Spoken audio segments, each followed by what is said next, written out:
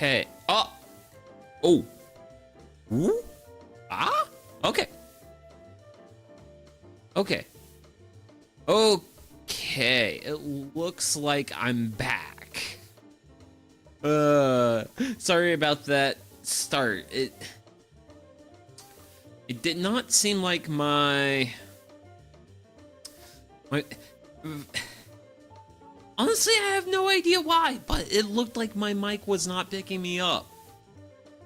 So yeah, I apologize for the weird scruff start. I honestly have no idea how that happened. Because I haven't really changed anything, I haven't really done any... Oh, okay.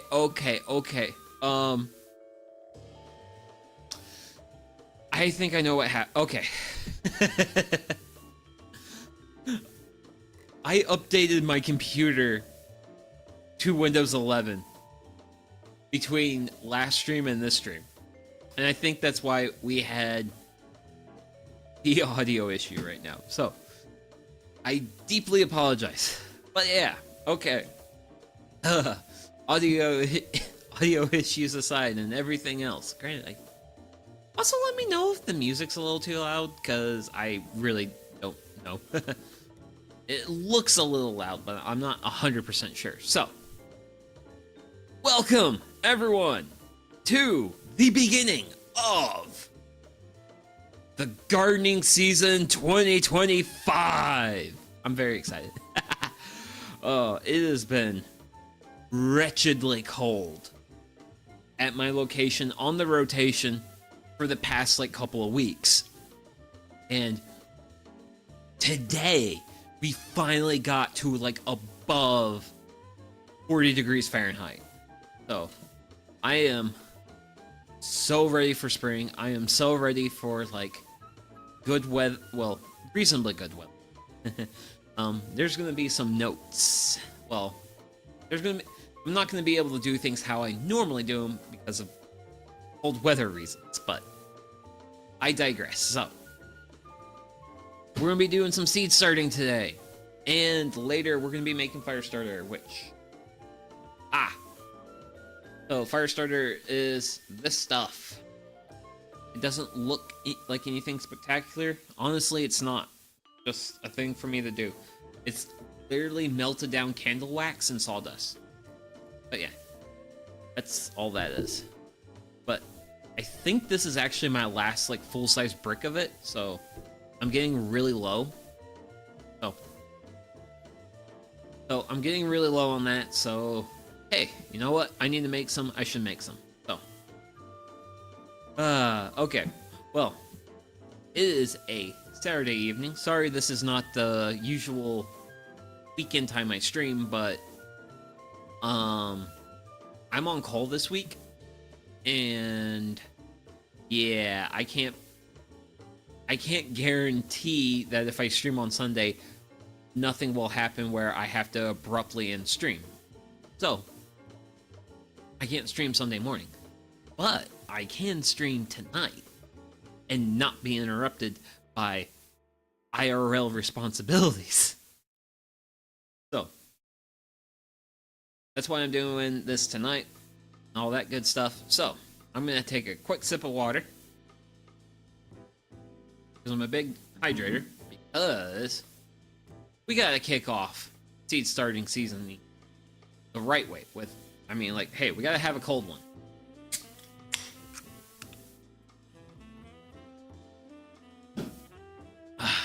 So, cheers to that. Now, let's get into it. What we're doing. In today's game plan. So, this is my handy dandy organization box of seeds. And we're going to be accessing 3 containers. Container 1, the brassicas, come on down. Container 2, onions.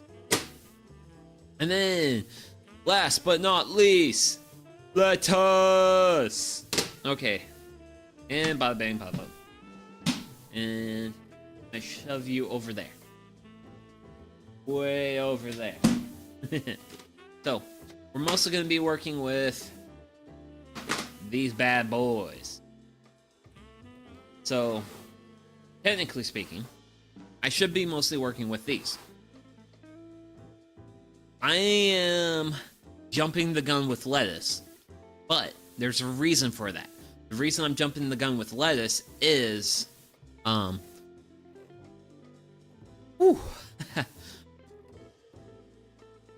gonna eventually, I haven't done this yet, but we're gonna be making a, cold frame.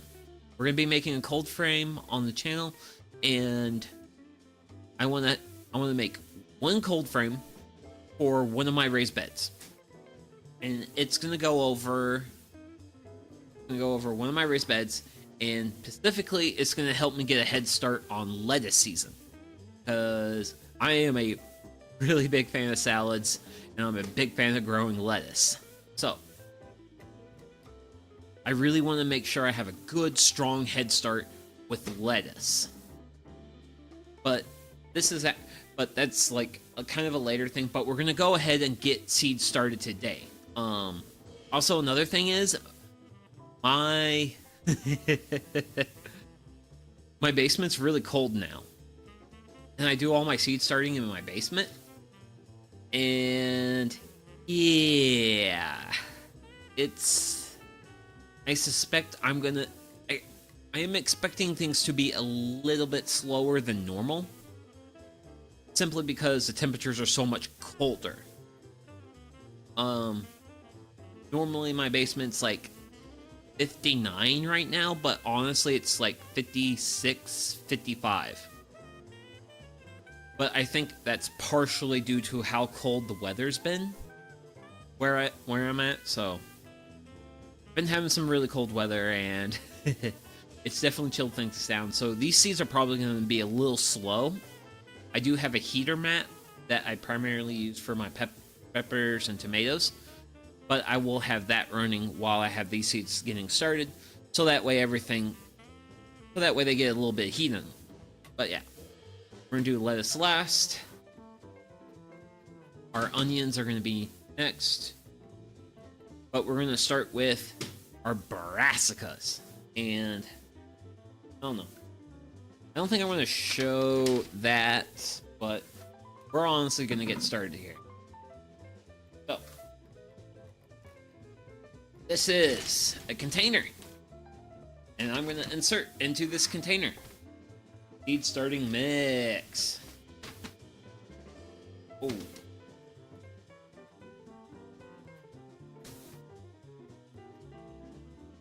Okay. So, for those at home wondering why I'm starting with a mix in a bowl before showing you like the actual like containers this mix is going into. This mix has been hanging out in basically its bag for quite some time. And one issue with that is that it dries out. So the seeding pod mixes that, well, I buy, if they're too dry when I try to get my seeds started, even though I'm using like a tray like this that I can put some water in, yeah, the soil will not moisten up magically then. So, granted, actually, I know what I gotta do. I gotta take the little nozzle off. But yeah, I gotta go ahead and give this like some really good squirts. And I gotta really incorporate some moisture into it. So, and trust me, I have experimented with this, and I have done it without like pre-moistening the soil mix, and I've actually gotten really bad results doing things that way. So I now always moisten my soil mixes before I start seeds. And as I stir this, because it's gonna literally be moistening it I'm gonna literally throw some water at it and give it a good stir, just because I want it to mix that moisture in. And basically what I'm going for as far as like, I want it to feel a little bit moist, but as long as it feels a little bit dry, it's too dry. And it's real, I think really the most important part with like a dry soil mix, because this is basically a bag left over from last year, is you gotta get it wet enough for it to like not only hold moisture but to conduct moisture. So we're gonna be doing a fair bit of this, of the moistening the soil mix, giving it a stir,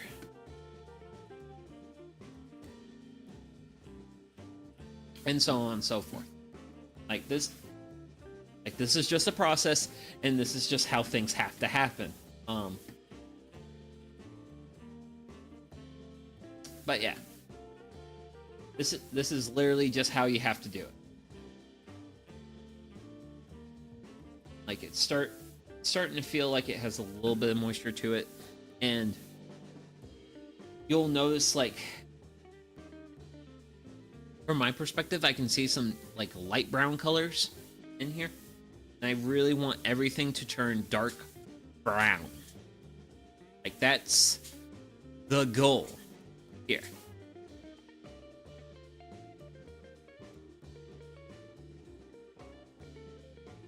But yeah, things will also be a little bit different compared to past seasons for me, because due to all this cold weather I've had, I normally will use I make a thing called leaf mold. And leaf mold is basically what happens if you take leaves, you put them into a container that water can get into, but also water can get out,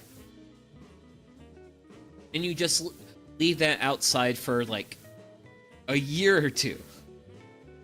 And basically the leaves break down and they turn into this like really crumbly black, very compost-like material, but it's not actual compost.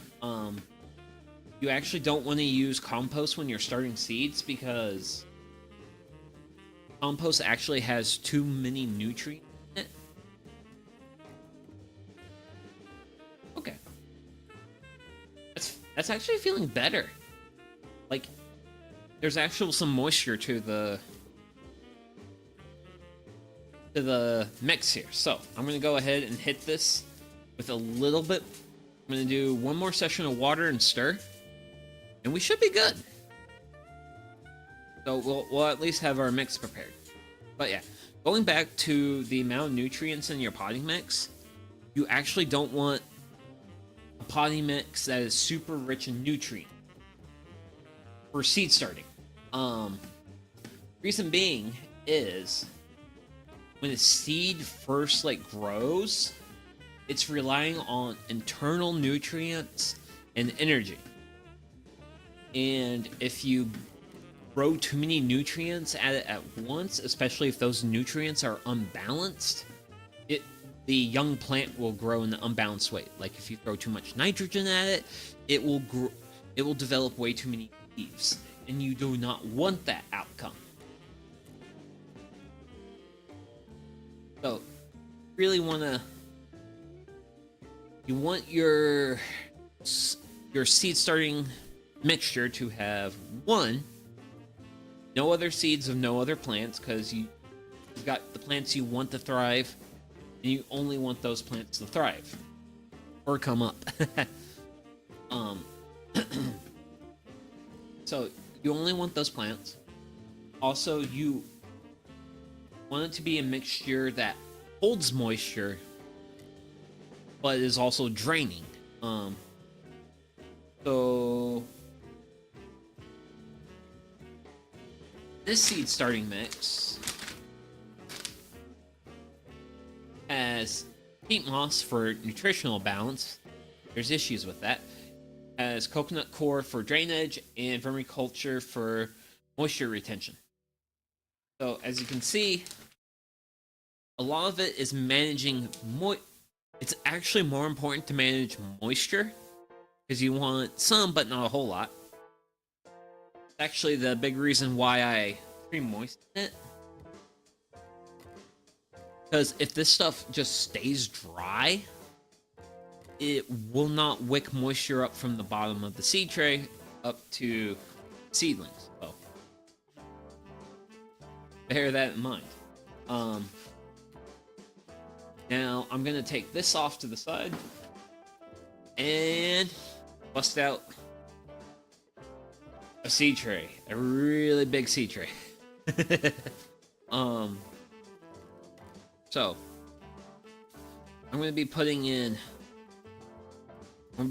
some cabbage. Actually, let's go ahead and grab some of our seeds. So I usually every year I'll grow 6 of these. Whoa. Okay. I'm growing a dozen of these. Because, yeah, I like to grow a dozen cabbage, a dozen broccoli, and I'll probably go ahead and start like 6 kale. Probably should go ahead and take the kale out. But some of these I'm going to go ahead. You know what? Broccoli and take this out.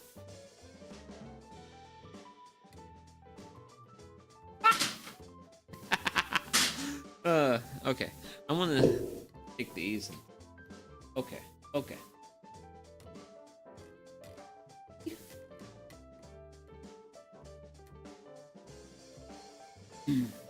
There. Okay, cool. So I can do all brassicas here. That's good. That's good. So I'm gonna do all my cabbage here. Cabbage can get really big really quick. So I want to use these large cells. Technically speaking, my broccoli can do the same. However, though, how do I put this? The broccoli, it can get big. It can get big quickly. But I'm not so worried about that.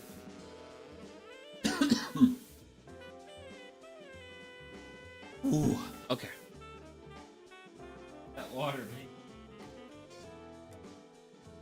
Need that water something bad. So, if I were to fill all these trays with my potting mix, my potting mix will not last very long. So, historically, I would use leaf mold as my primary filler,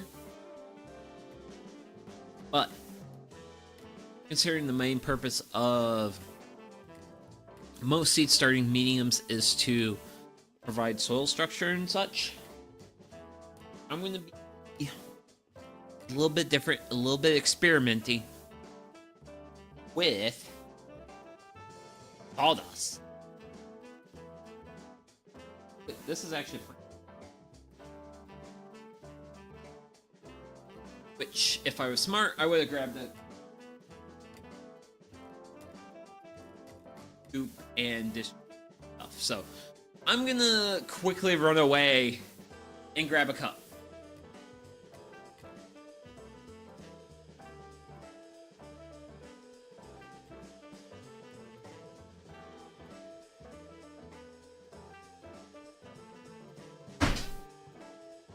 Woo! Okay. So got my cup, got my sawdust. And what I'm going to do is I'm mostly going to fill a really bottom portion of these cells. All this is very dry. It's very...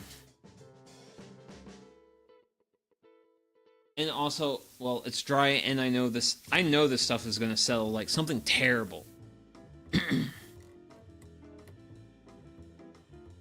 But I definitely need some sort of like bulking filler material in here.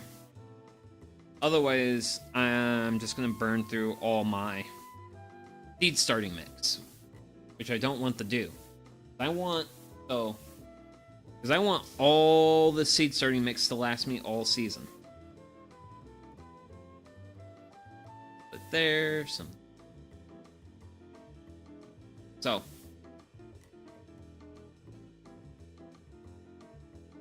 really gotta make sure that I can extend this stuff out. Also, the stuff on the bottom, like the bottom portion of a lot of your cell trays and such, the roots there don't really need a lot of nutrients, don't need a lot of... They just need a little bit of structure, and for that structure to hold and conduct water. So I'm going to be hitting each... So after I get these cells...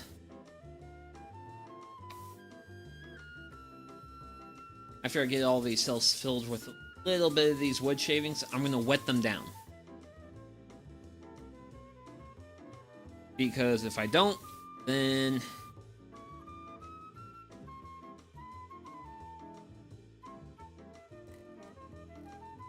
then they will not hold moisture how I want. Now, some of you may be asking, why don't I just take water and just pour it in there? Certainly, that'll be more quicker and more efficient. Quicker, yes. More efficient, no. Because, and I need to top that off. So, give me a minute here to top it off. So, a key thing with what I am trying to achieve now is with hydrating stuff like this is surface area.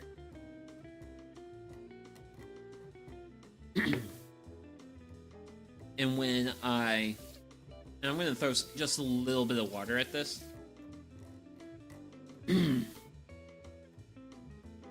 Just to kind of moisten the bottom a little bit. So there'll be water from the top, some water from the bottom, and that will hopefully evenly moisten these cells. So, yeah. So, to get this stuff to the point where it will conduct water well, you have to moisten it with surface area. Like, if I were to just dump water on top of these like wood shavings,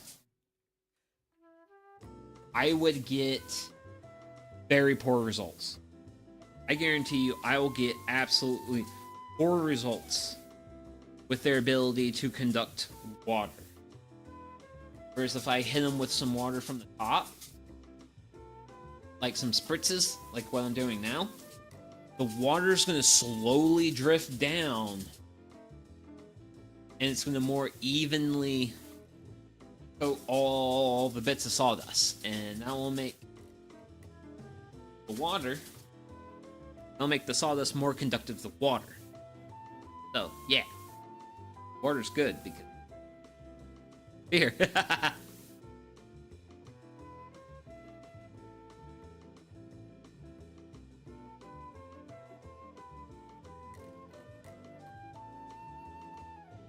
I'm gonna make sure both my start and my end are both getting some water. Because otherwise, they will not conduct water well.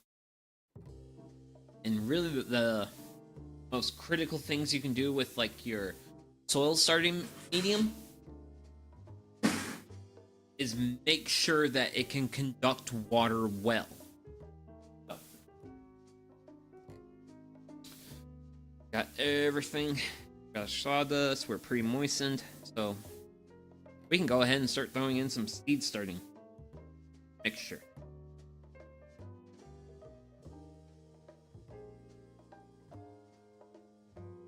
Invert outward and lightly pat everything down.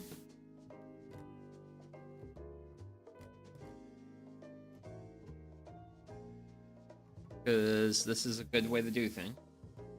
You always want to start real easy with it. You always soil needs to have a certain amount of like airiness to it. So you can't just like, you don't want to really force it down. What you don't want to do. You don't want to like, you don't want to do that to your soil. Then you ruin all the pores. For those keeping track at home, it's the pores in the soil that communicate water. Oh. Oh gosh, I am honestly right now super glad I went in with all this, because I have lost a lot of soil out of my container, which I will show here in a bit. But for now, we're just getting the containers topped off.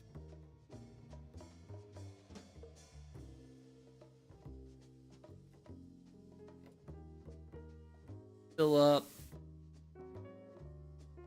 a couple of these. Fill up. That's the thing I kind of almost dislike about these larger cells. The upside is I don't have to worry about repotting. The downside is they hold a lot of soil mixture. You have to throw a lot of soil mixture at these to make them happy. Okay,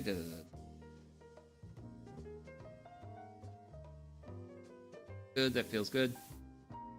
Okay.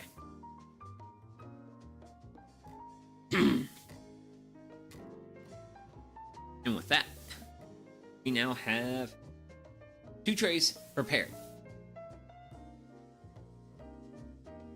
I'm going to continue to sip on this beer because I want to.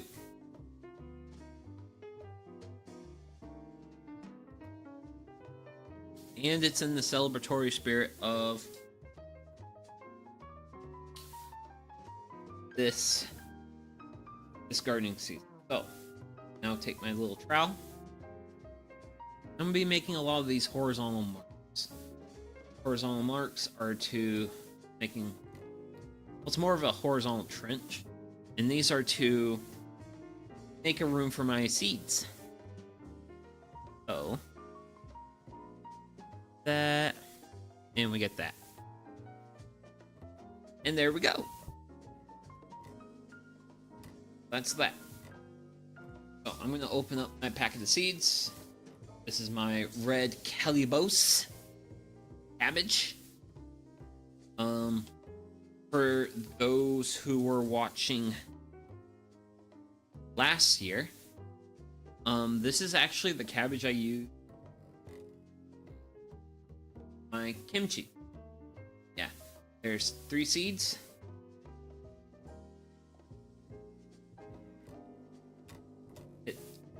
Go for 2 to 3 seeds per cell, because you always want to oversow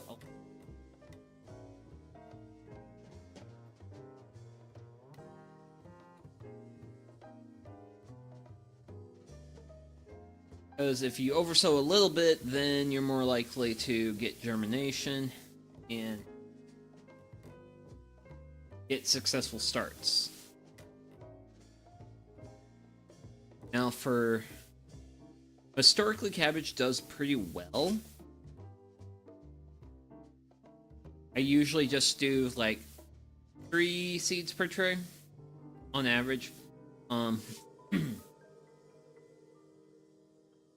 There is a little bit of variability with how I pour the seeds out of the packet. So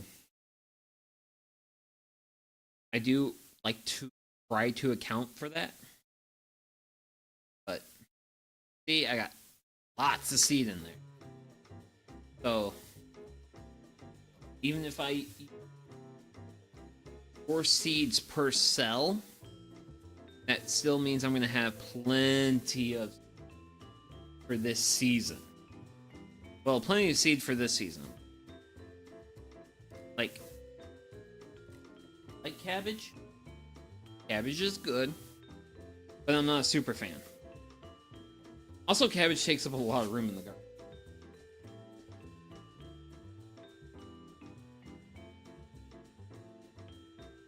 Cabbage takes up a lot of space.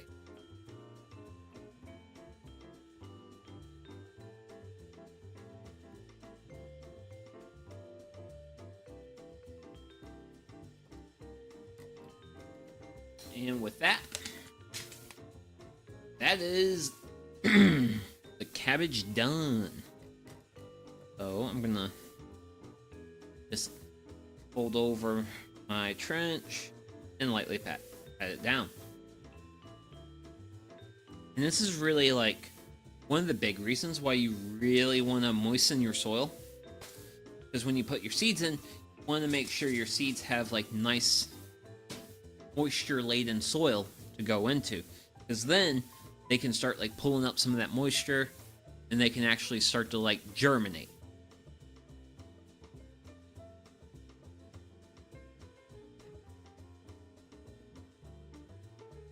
As you can kind of see these trenches here, I try to fill those with water.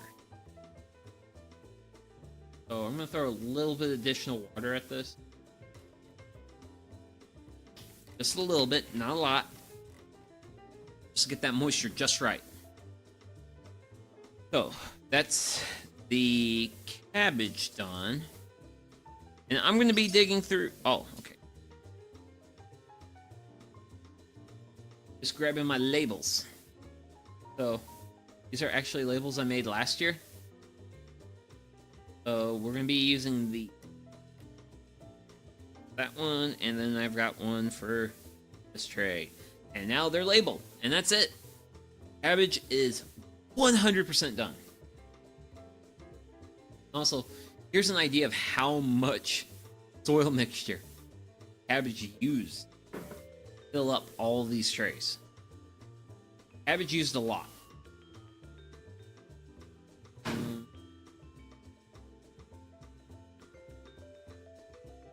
So, we're now going to move to this other side of the world.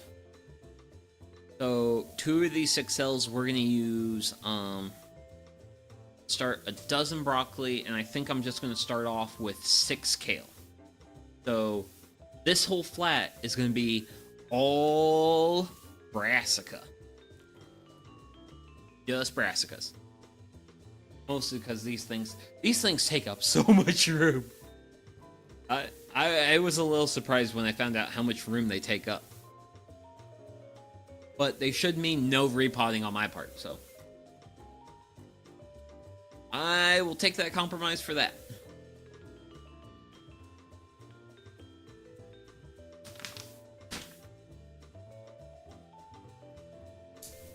Oh.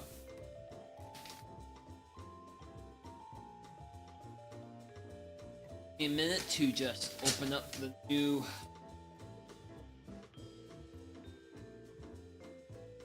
potting mix. That's open up. Way. And then. Oh. Ooh.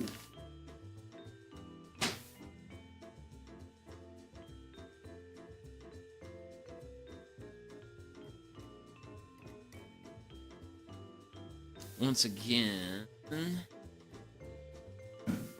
okay, we have a dry potting mix. So, and here you can actually really see the color contrast.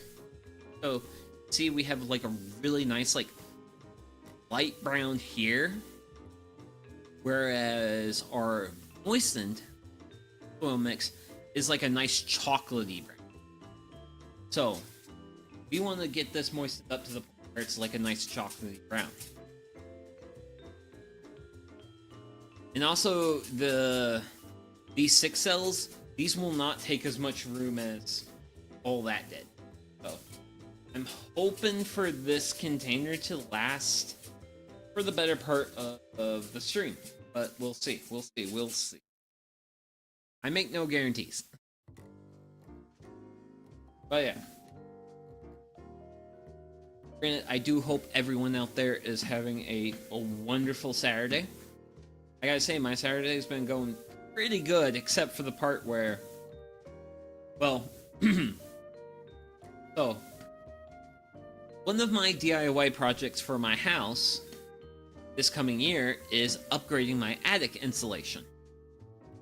So I measured up my attic and I figured out how much insulation I need to take it from its current fiberglass insulation, or I have about like R20-ish of fiberglass insulation, and then I priced it out to take it from where it's at now to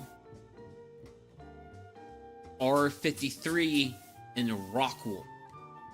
And for anyone who does not know insulation, rock wool is definitely a very premium product, but it's also a very easy product to work with. It's kind of the reason why I was considering it, because it's just easy to work with.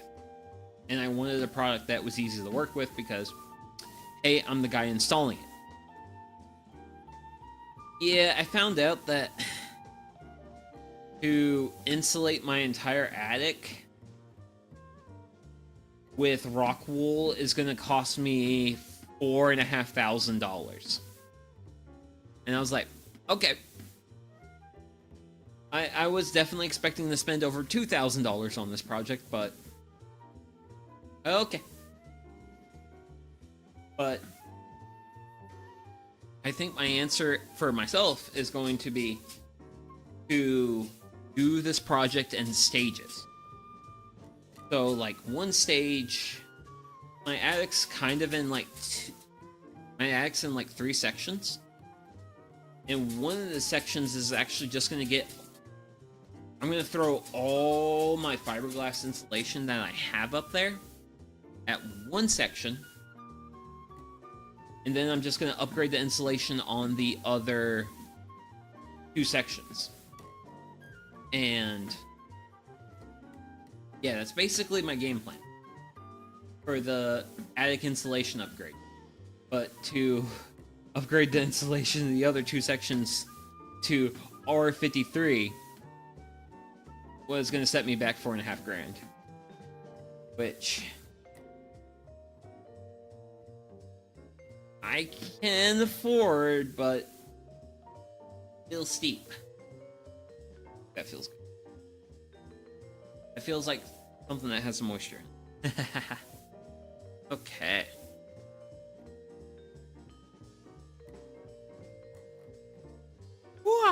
Oh, man. But yeah. But I probably will just... What I'm currently thinking about as far as my game plan for my attic insulation upgrade is I'll do a spring upgrade and then I'll do a fall upgrade. So I'll basically split the project up, and I think that's probably the best way to go about it. I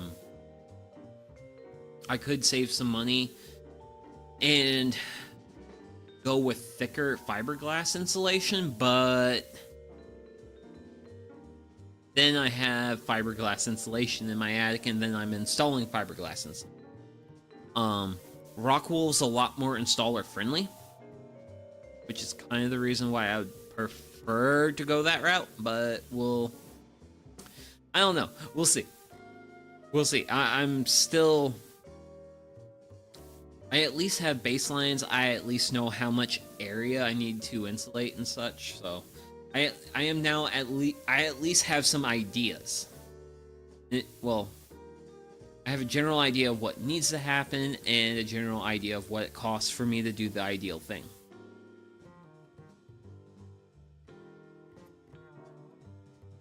So, enough of that silliness. Let's go ahead and start packing these. So, a big thing with like with the 6L trays is you actually do have to be a little packing of your potting media. Because you will get gaps if you just put some soil on top and then just pack it in. So you really gotta make sure. Pack. You end up with too large of a gaps, and you get.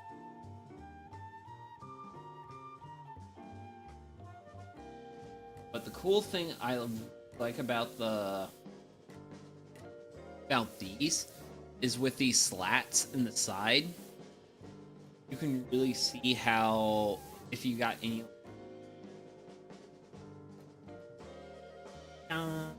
perfect a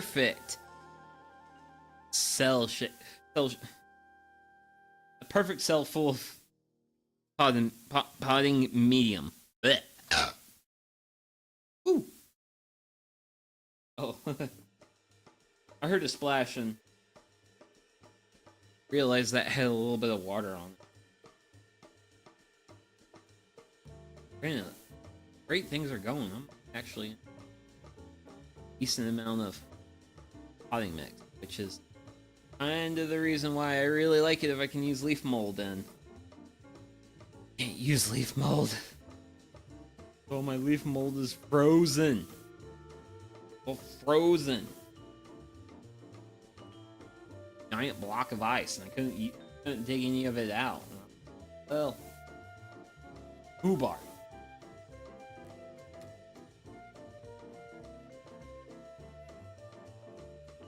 So, another cool thing is you have these big circle plugs. Between those and like the side slats, pretty much know if you've got like an appropriate amount of like potting mix.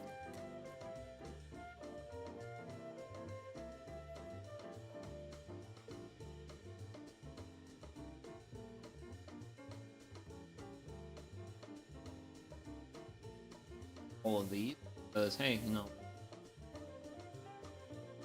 and you want to just push the stuff in when you feel like a little bit of firmness, just a little bit of back pressure. Don't want to really squeeze it. You like press it and whoop, feel a little bit of pressure. You want it to feel firm. What you want. Going past that point, you're over pressing. See, we did 3. Probably, I reckon I have half a bowl left, so doing reasonably all right in terms of the amount of stuff I got.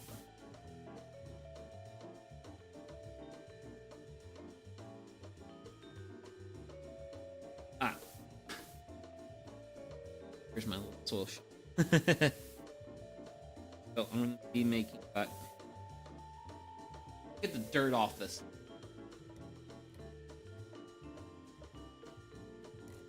And then I'm going to start by making some little slits. Basically doing the same thing as I did with the last set.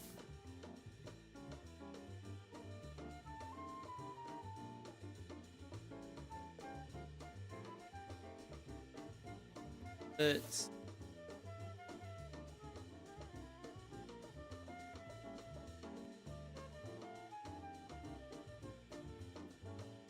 Make like a little bit of a thing.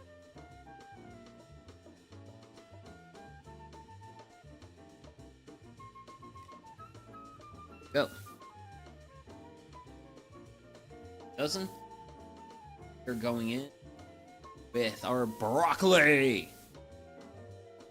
Yum.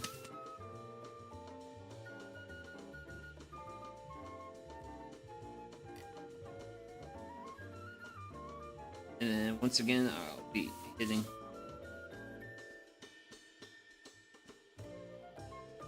so without 2 to 3 seeds, ideally. Over zealous with my seed spreading. I hope not to. I don't want to, because then I'm wasting.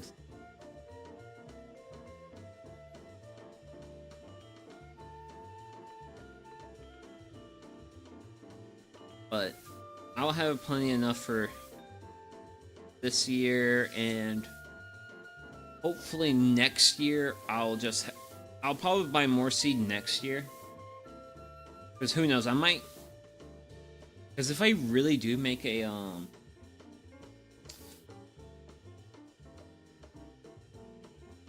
cold frame for my raised beds, then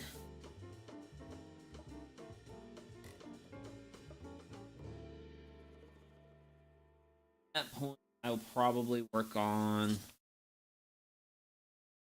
doing a fall planting of broccoli. Because right now I just do a spring. I do a spring planting of a dozen. Is what I'm trying to tap in.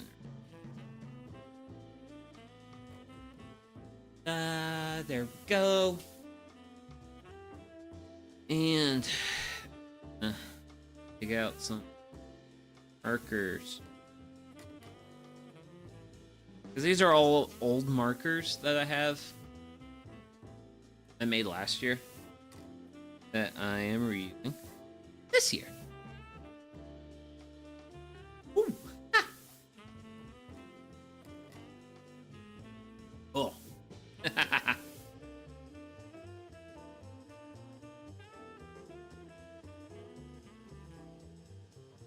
Brandon, so far, pretty happy with the general pacing of. Because normally I feel like with stuff like this, I either go too fast or too slow. This is going so far at a pretty good pace. We're doing pretty alright. And now our next is Scarlet Kale.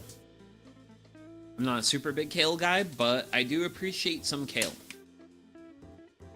So for today, we're just going to be doing... We're going to be doing just 6 starts of kale.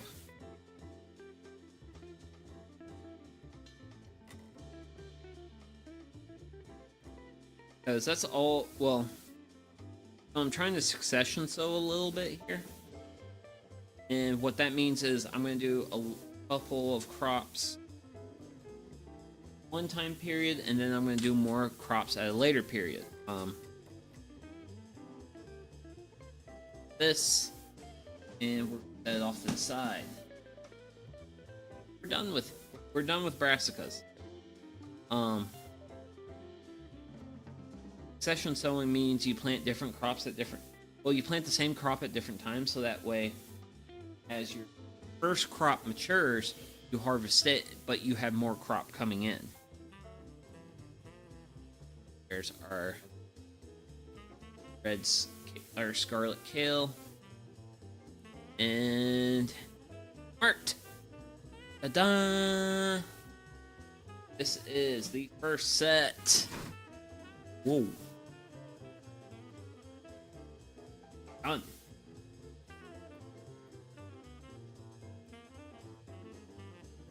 Yeah, and now for set number 2.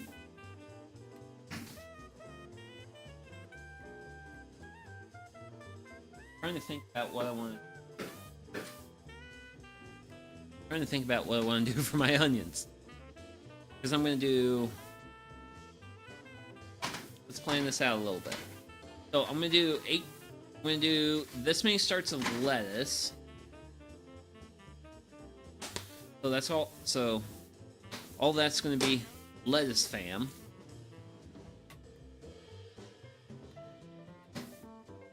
So I'm going to do... For onions, I want to do... One thing Walla Walla. want to do another ruby red, but my ruby reds are out. This ruby red is out. Okay, so this ruby red's out. Do I have another ruby red? No, I do not. Okay. So, I'm trying to think here. How do I want to do this? Do price taker leak. Do that. I want to do a 5.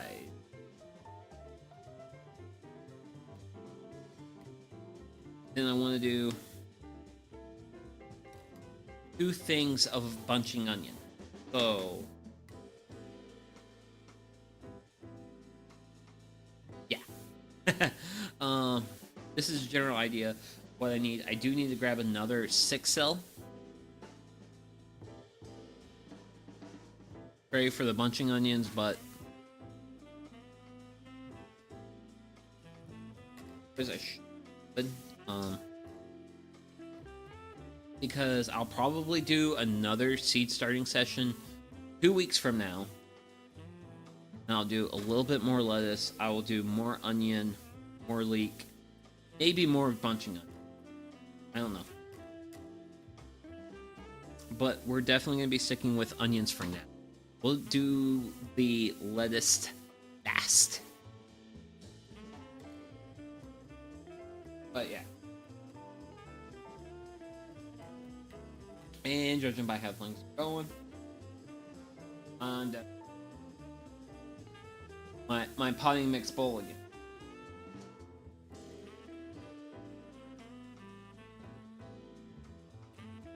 But I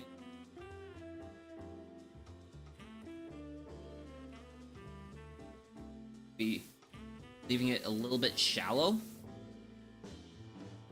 And the purpose of that is I can just throw my seed in and I can then just cover it with a little bit of dirt. Don't use some sort of like bulking agent. You can go through a lot of seed starter really quick. What I'm doing, I was not anticipating this much potting mix, but that's what I got going on.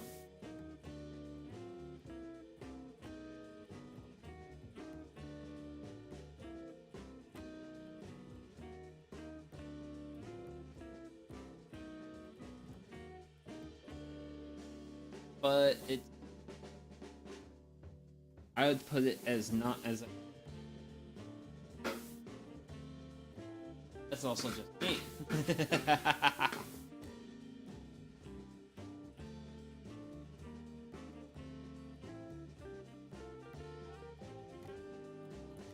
I don't know. Probably firestarter. But so looks like one full bowl of potting mix still.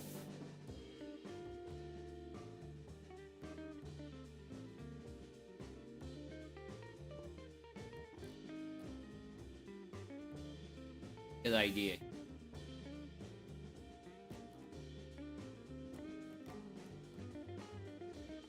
Okay. Dog's having a good time. There we go. Yeah. Mostly empty bowl now. Woo!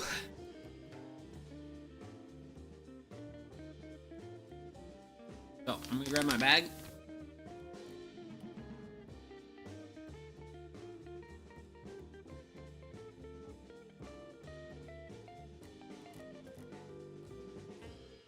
Seed starting mix that I can't believe I genuinely cannot believe I much of. I think I'm probably gonna go pretty easy with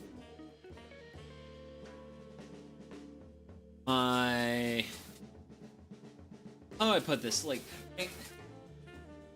I'm I'm not going to be super ambitious with today, honestly. Like originally I was planning on doing a dozen of these guys, but I think I'm just going to fill the trait I got and call today a day. Because, yeah, if I try to fill more than what I got with like the potting mix I have, I'm just going to blow through the potting mix. I genuinely... So, I want this bag to last me the rest of the... And... I don't think it's going to last me the rest of the season. If I'm going at the rate I am right now.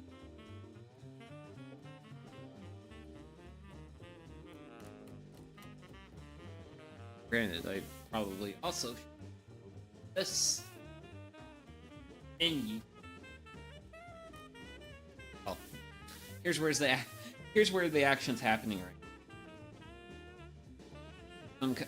I've got another set of mix, and I'm currently getting it up to reasonable levels of moisture.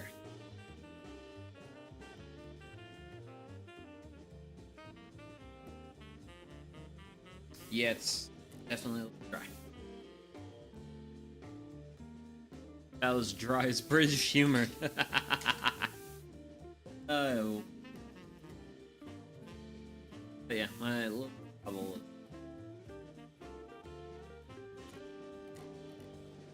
Spray balls be topped off.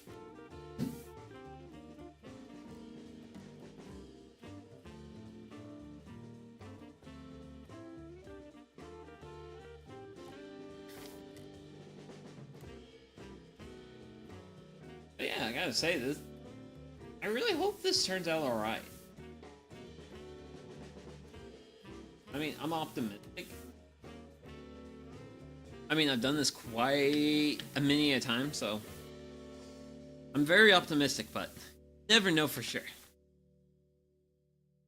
You can never be 100% sure.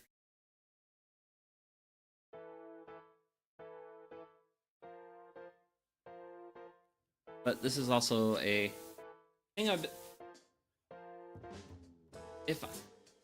if I'm remembering it right,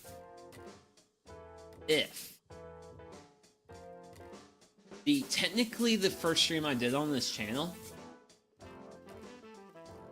was a seed starting stream. But that was also back in an era where I did not know what OBS audio filters were. And I had absolute like garbage tier audio. Whereas like things are actually kind of like pretty alright right now, so.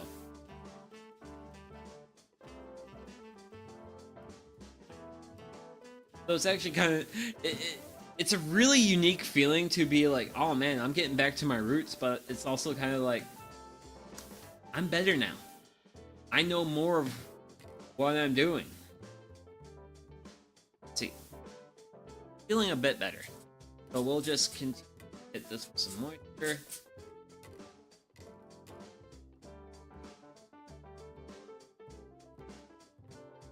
And then after we finish it should be pretty good.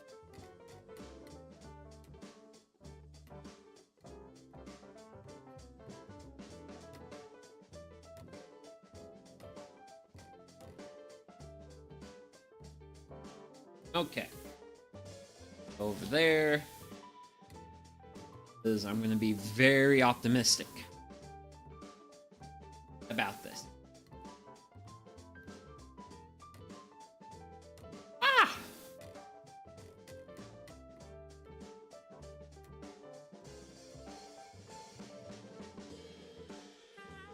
Granted, I can definitely smell like the really nice earthy smell of the potting mix. We'll test. That's pretty alright. Got a little bit of moisture to it. Sticks to the hands just a little bit.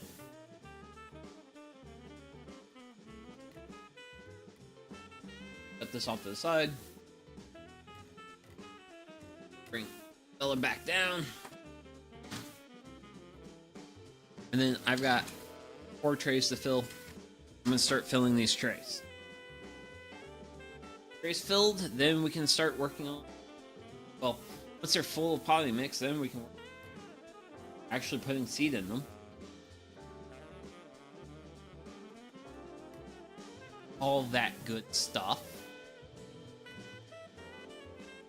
Of that to do today. Also, what better way to take care of chores? So I'm gonna be my devilish of partially filling the and then finishing.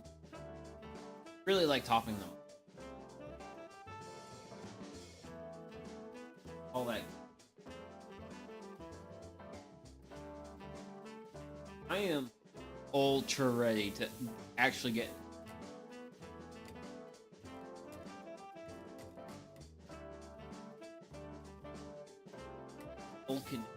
like the past 3 weeks or so. Really, but the better part of the start of this year. All been reasonably cold conditions. Really nice to actually get, like, okay, weather is starting to reasonable level. Like today was in the 40s.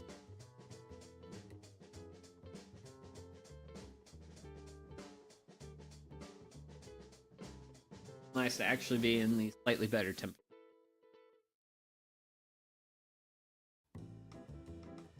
I got this one last one. Last one done. Going some.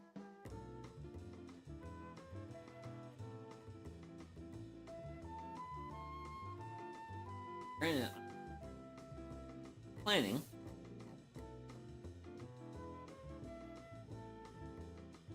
But one of my goals for the upcoming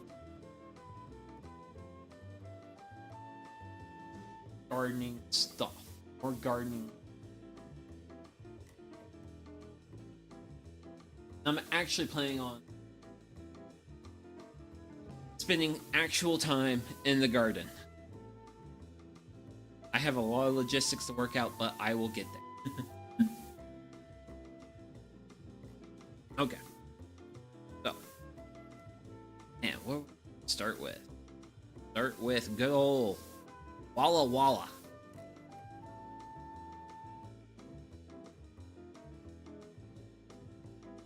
Oh wow, we got a lot of Walla.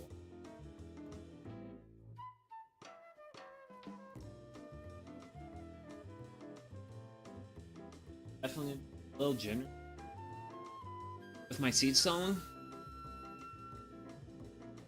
Just be onion seed is very much well known, not lasting.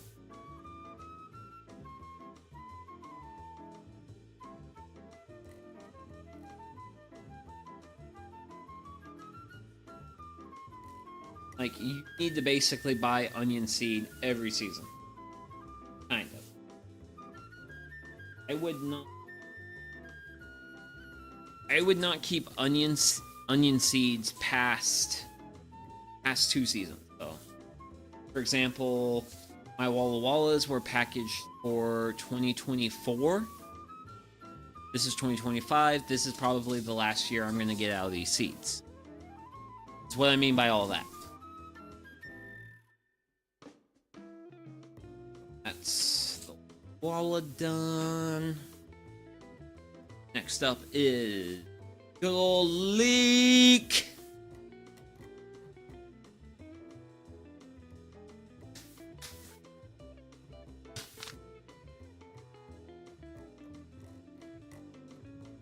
Love me some.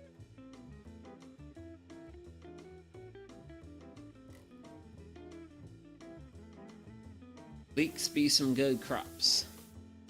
They also keep really well. Another thing I really like about a lot of the crops, they are... You can leave them in the ground and they usually keep pretty well, so... There's actually two things I haven't been doing. Labeling. Walla Wallace. That's my Walla Wallace. And I'm gonna label my leek. My leek. Next up is the chives. And then once I get done putting like seed in all my onion trays, then I'm gonna like pop them off with like a really nice small nice layer of salt. I know the reason why I'm not really patting any.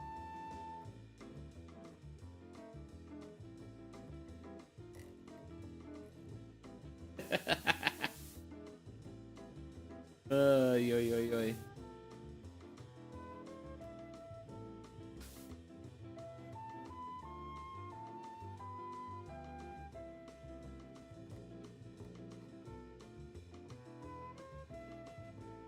There we go. There we go.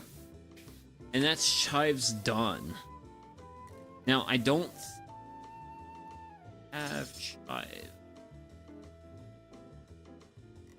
That I did not. So, I'll need to make a new...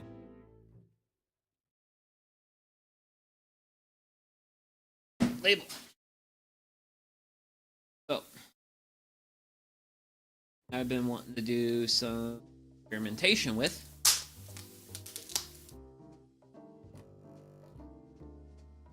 Are these pieces of Eastern Red Cedar. And what I want to do is break off a section and probably break off another section. Then basically end up with something like this. And then I can use this to... Let me grab a marker right quick.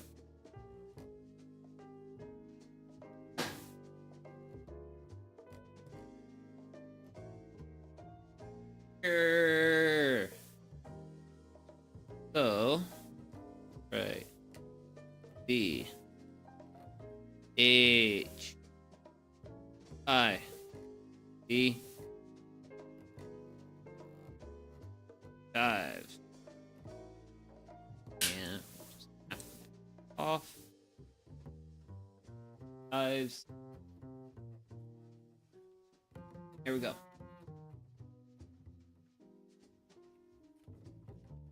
Actually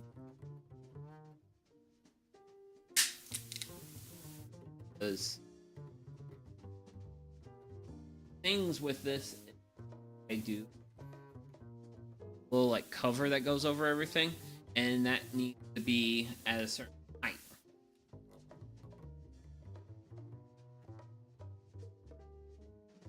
So next up is bunching onion. I love these things so much. I genuinely love it. Okay, so I don't have a lot left in the bag. So, fine. Oh. Okay.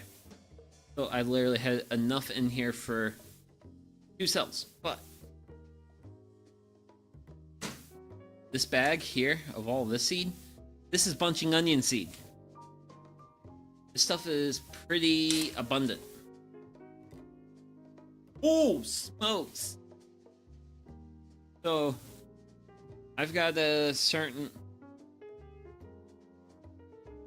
heating thing going in the shop right now, and let's see here. Past that. Okay, so that's the Carol Sun. That thing. This thing. That thing. Yeah, it's like 71 degrees in my shop right now. There's been times this past week my shop's been like 50. So I'm definitely saying a pretty big wowie over all that. Granted, I'm also getting to the point where I'm pretty sure I'm gonna need a bathroom break. But let me get all my various onions back in their thing, and I'll probably throw up the BRB screen, and I'll be right back. So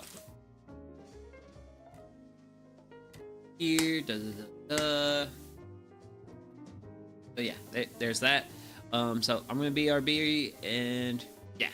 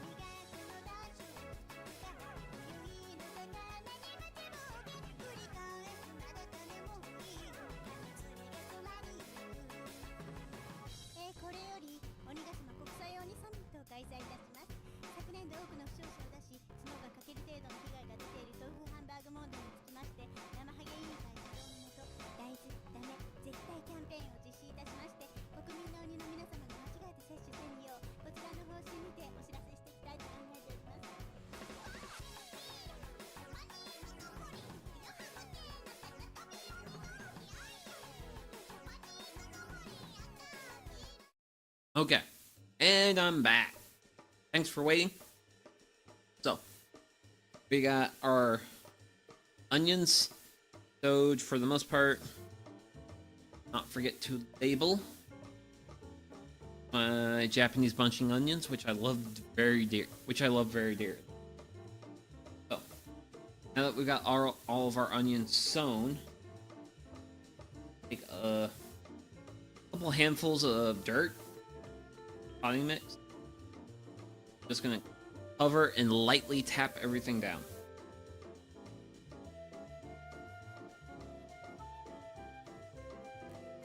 And this is basically the bearing of everything. So, onions I've just sewn.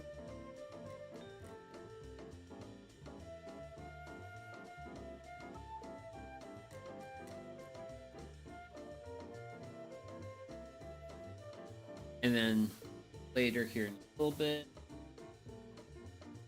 on lettuce.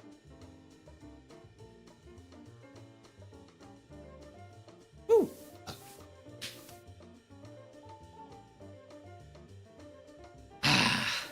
Very nice.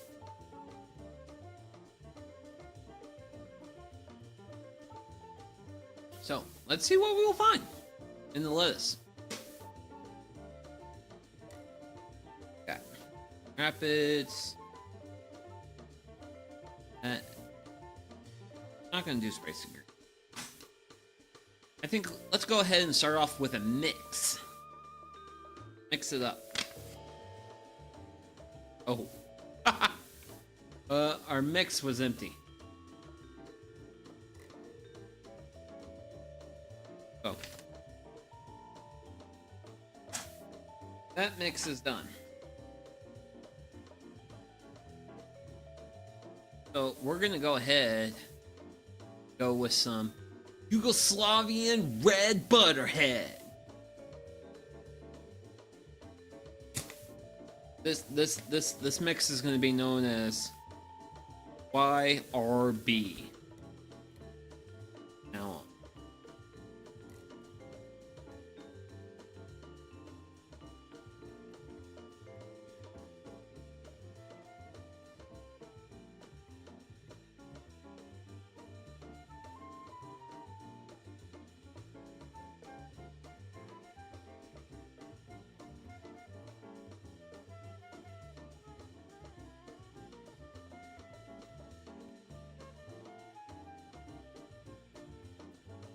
Okay.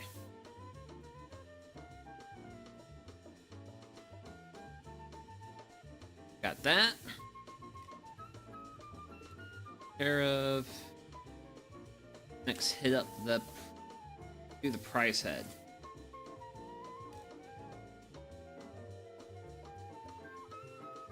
Price head here.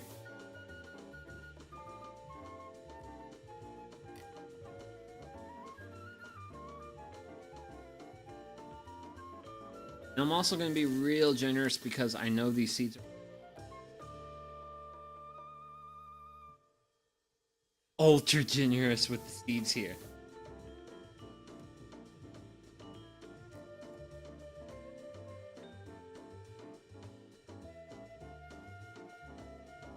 I accidentally spilled a whole bunch of this.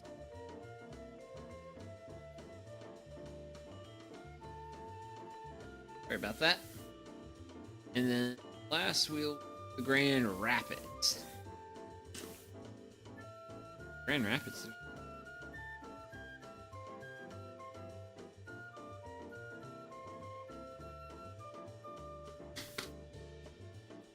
Wow.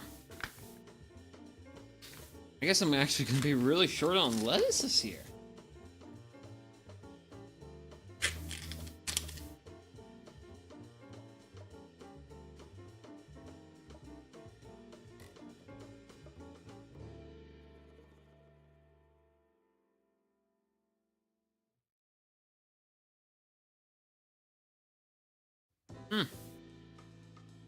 Not expecting that.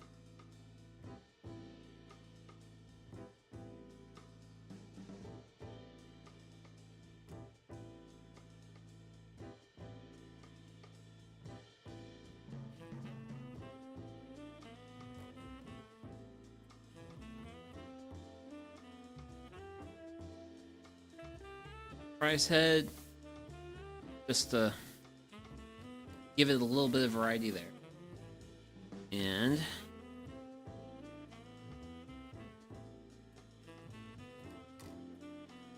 you know, I decided to add lettuce at the probably gonna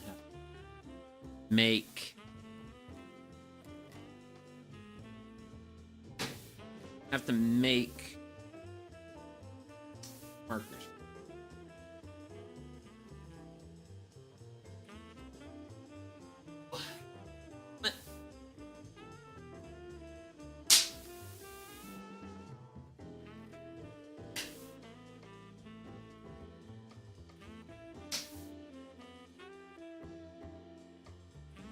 Ba, ba, ba, ba, ba.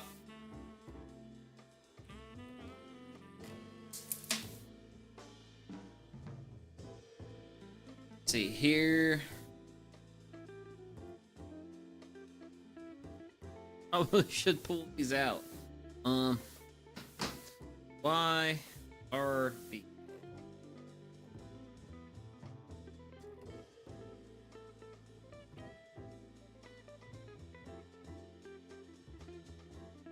Do YRB for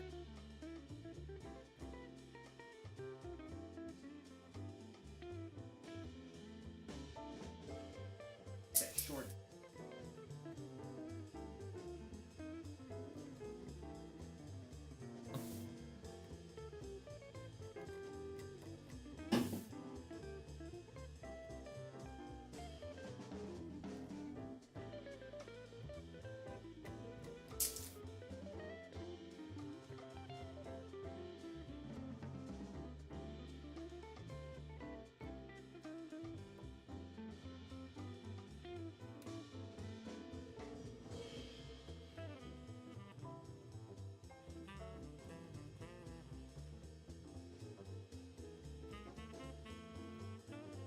Alright, so lettuce.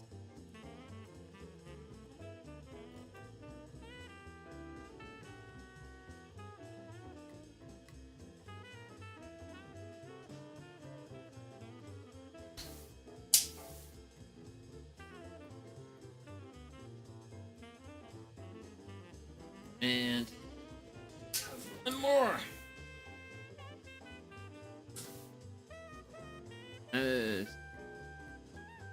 Grand.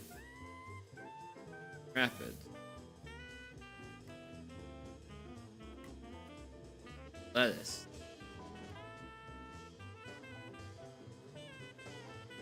Grand Rapids lettuce.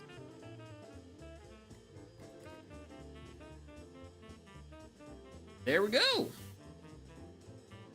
Now everything labeled.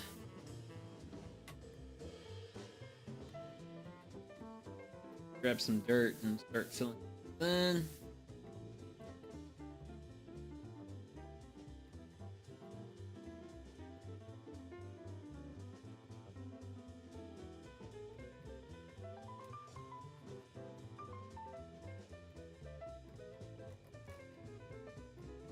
And we're almost done.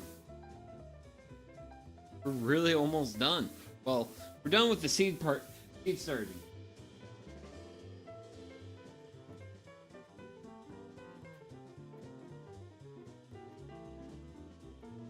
That's the fun thing with starting it. Pretty simple, straightforward stuff. I got some water here. Start hitting this water. Most because if I hit it with some water now, that water is going to help start up the soil mix even further. I really like the color of this. As you can see, there's definitely a clear color distinction here. I need to get this a little bit darker. That is that, and this is pretty much the part of... This is the main part of the seed starting part. This. There we go. Done some seed starting. But got one more thing to do this evening. Let's make firestarter. So give me a moment. I gotta hook up a propane canister to my burner. And get that going.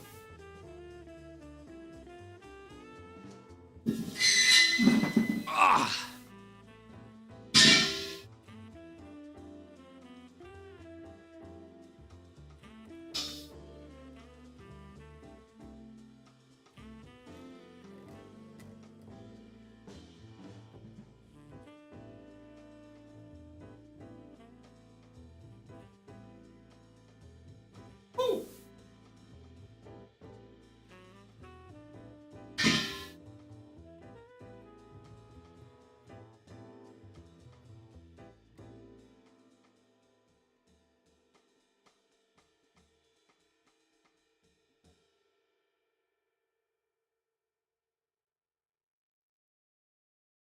Okay.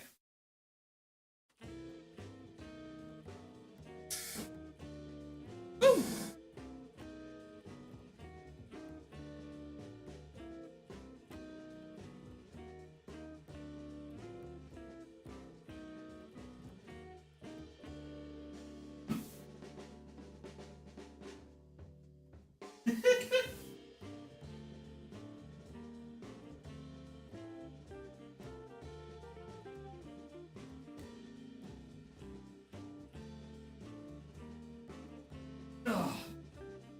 I gotta be really careful right now because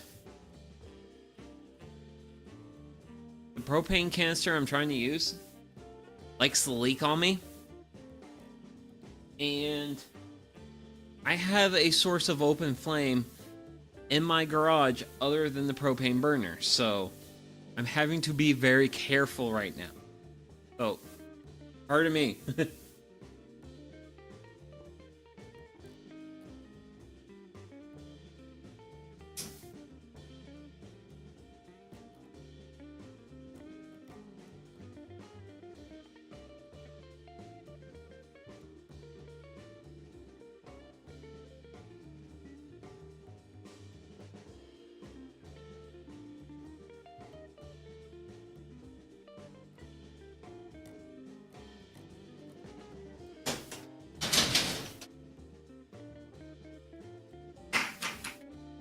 We're gonna live with it and hope no bad explosions happen. Okay. Step 1. Making firestarter is boil some water. So I'm gonna fan the view out a little bit. Here's water we need to boil. And yeah. And I'm also going to start working on grabbing some of my other ingredients for them.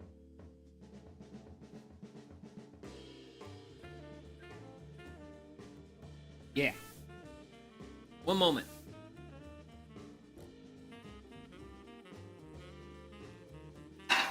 Ooh. Okay.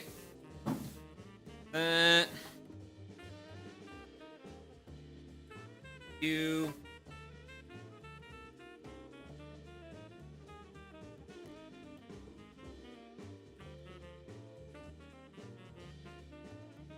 Woo!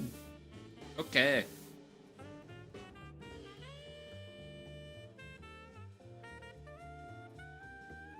There we go.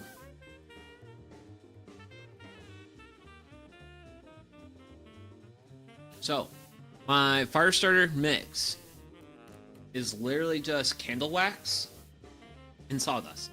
Granted, it will be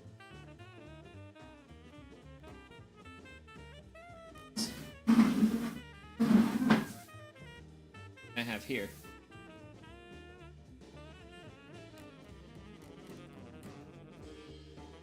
But here is a close-up of it.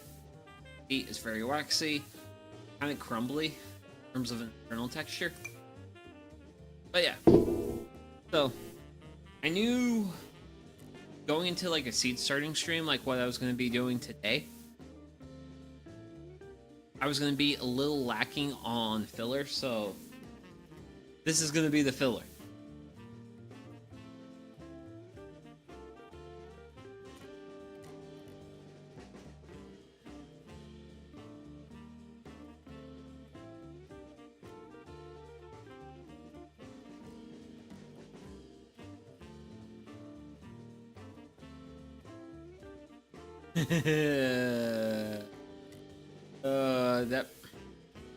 This propane.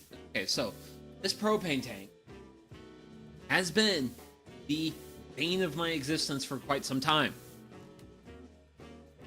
because it leaks. That's why I also have my garage door open, so in case people are worried about maybe a kaboom or something, that technically speaking should not happen because propane is heavier than air, sink and fall out of the garage. Ideally. That's also why the propane canister is like over here. It's a bit closer to my exit. But yeah.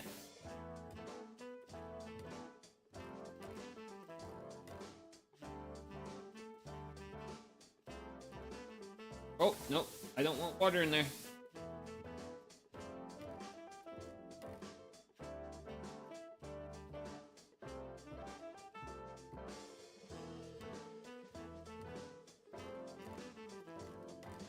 But yeah. To melt wax, you just need hot water. In my case, I currently need a lot. So what I do is I literally just have... I don't have a stirring thing. Why don't I have a stirring thing? I could use that, but I don't want to use that. One moment, let me go grab a spoon right quick.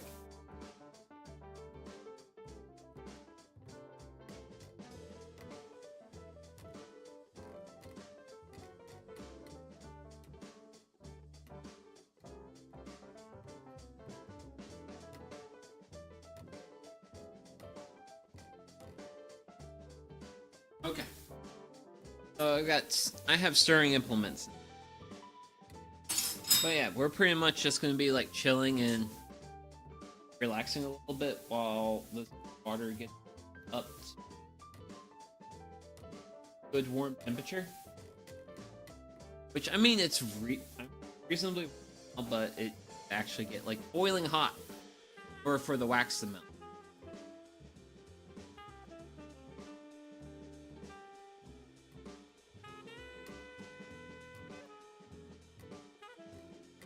I'm gonna adjust my camera.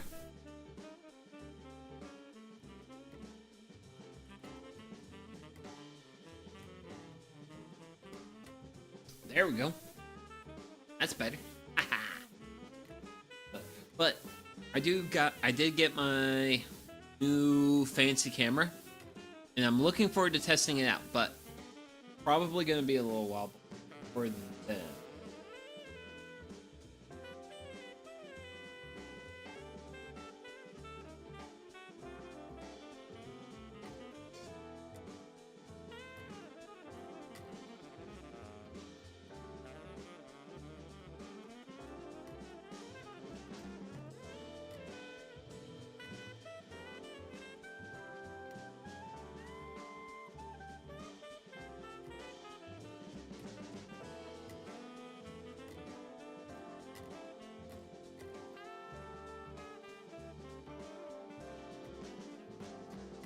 Oh!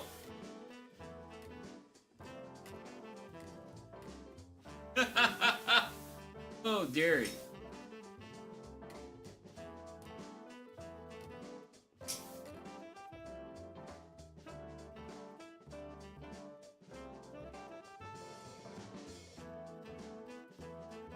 My flame went out at the burner.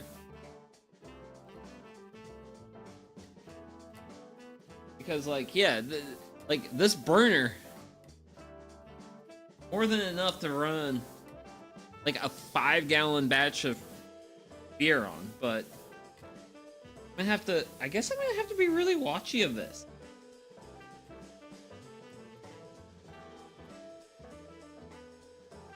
Oh no.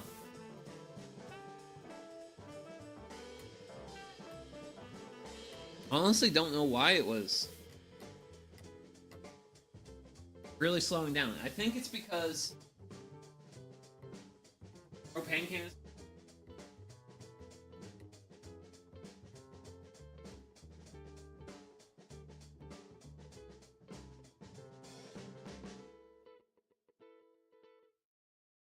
That propane canister. Okay. So once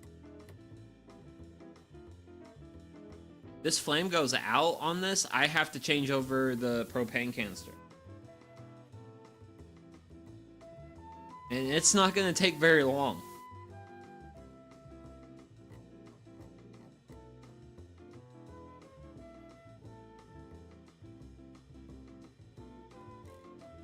Yep, that's it. Sweet!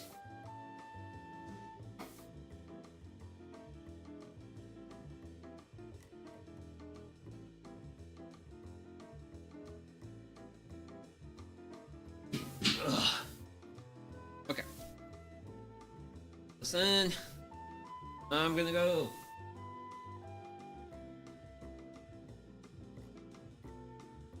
And canisters!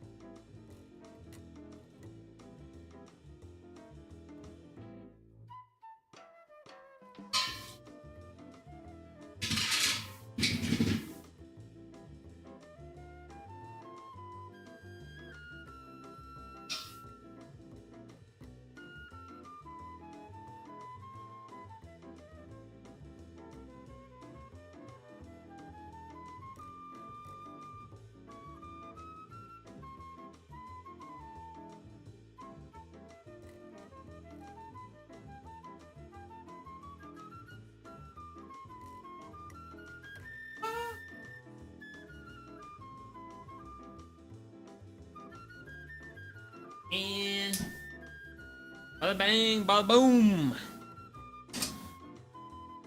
I'm gonna turn that down.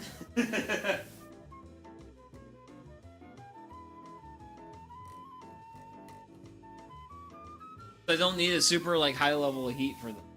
Like, this really does not take a really high level of the melt candle wax like what I need to do. But I do need a certain level of sustained heat for it.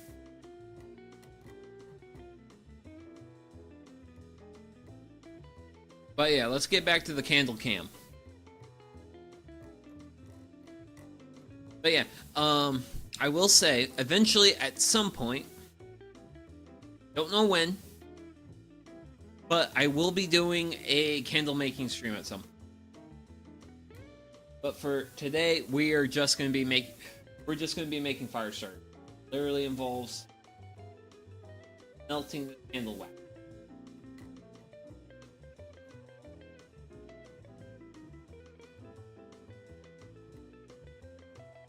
Literally just need water. Which the water is actually it's starting to sound like it's getting ready to boil, but it's hardly there.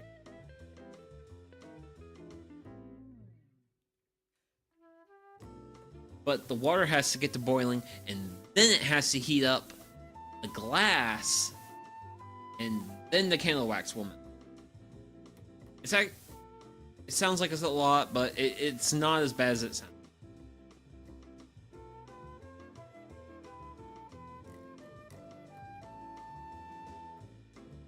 Because what's going to happen once the candle wax separates from the glass, I'll put it in my mixing bowl, and the mixing bowl is going to go into the boiling water pot. And then once the mixing bowl's in the boiling water pot, it's going to heat up, and then I'll actually be definitely getting quite a bit of melting wax here. That's because this also has a lot of surface area. Ooh, that's actually hot. Might need gloves at some point.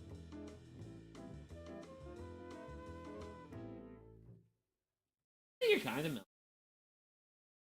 Don't get any water in you. You're allowed to get water in you. This thing. That one in particular is going to be a brick. But my game plan is to turn this one and this one into a pretty liquid state. And then once I get those into a liquid state and then here, and then get this warmed up, that's going to help heat.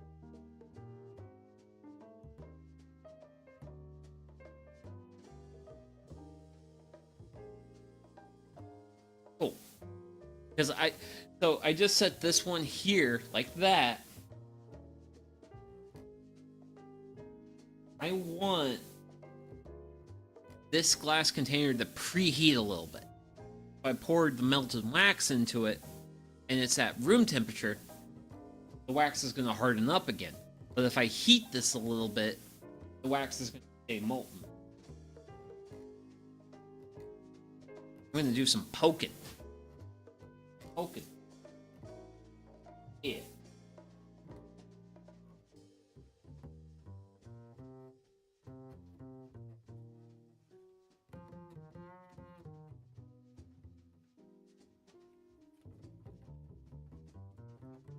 That wax is melting though.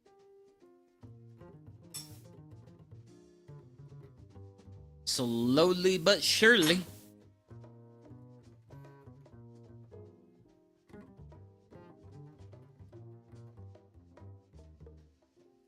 But yeah, it's just a look at.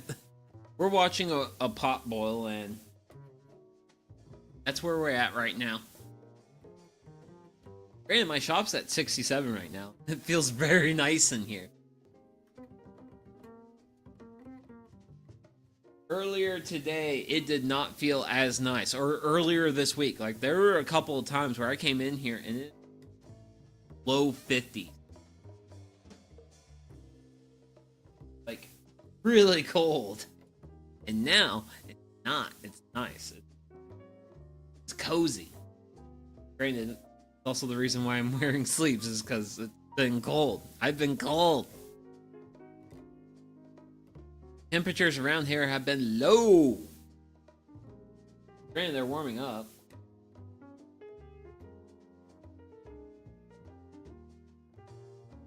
Okay, so we got a good.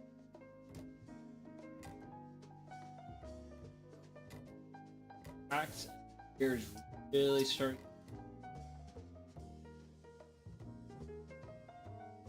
The wax. That's.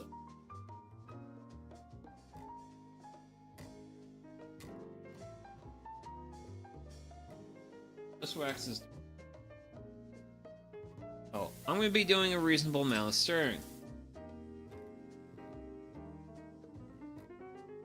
The pot's boiling over.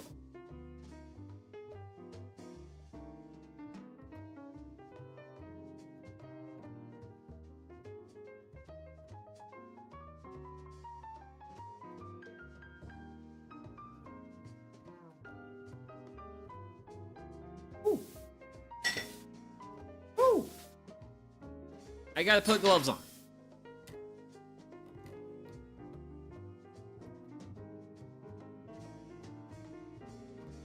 Perfectly.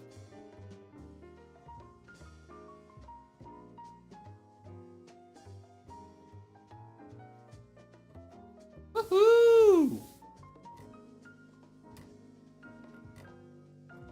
That's one empty container of wax.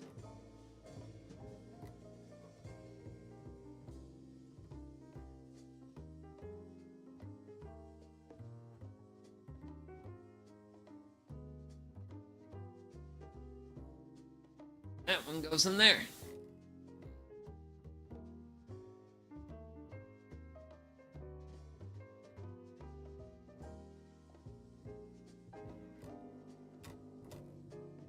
Kind of the issue with this is this thing a lot of heat.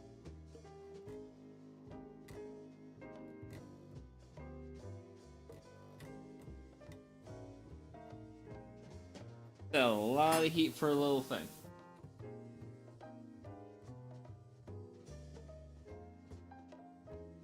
Giving this a really good stir now.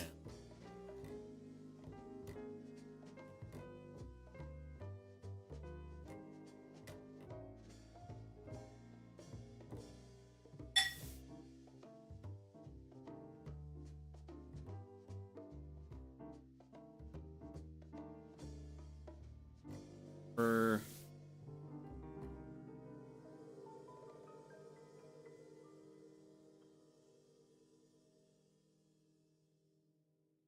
oh, not expecting that.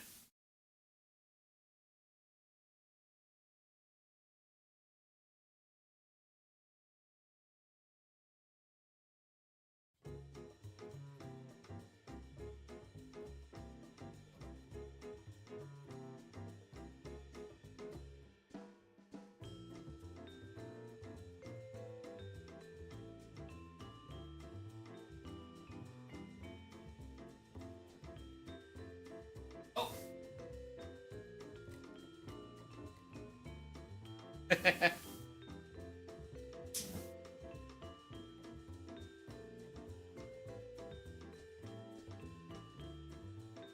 That is one of the issues with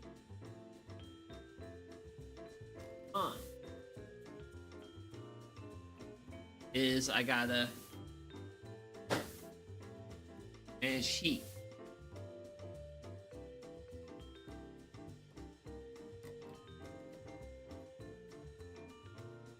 That's definitely a little bit challenging.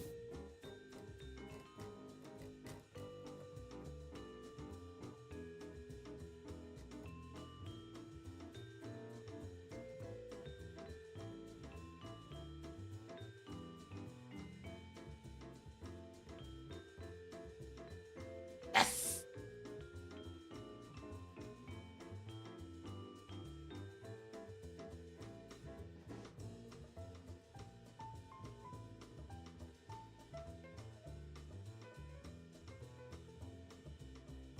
Couple of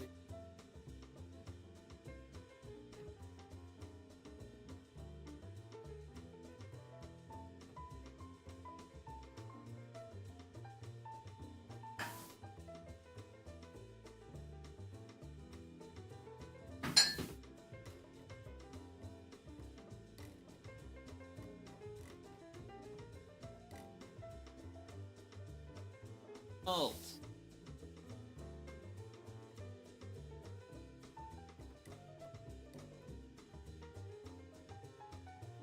It's interesting. Part by its layers. Oh, oh, oh, oh. Probably. Of.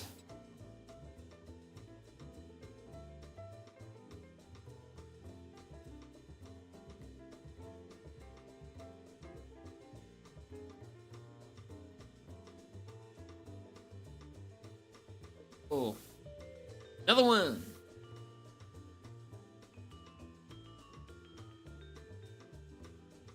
Oh yeah.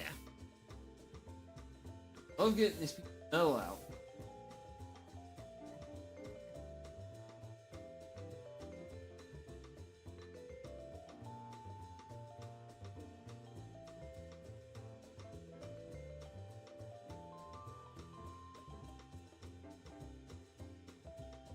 Separating eggs like the next.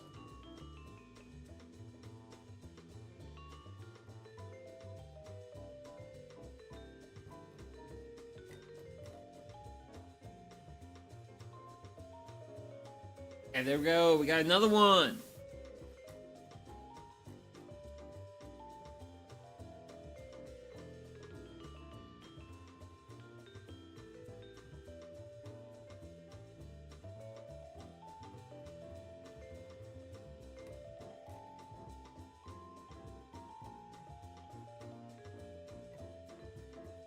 Oh yeah. Currently just break this stuff up. Also managing the amount of heat that's getting in.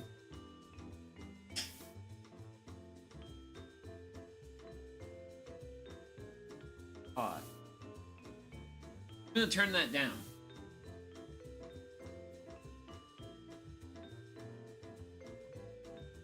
Oh. Yeah, I down without it, but let this.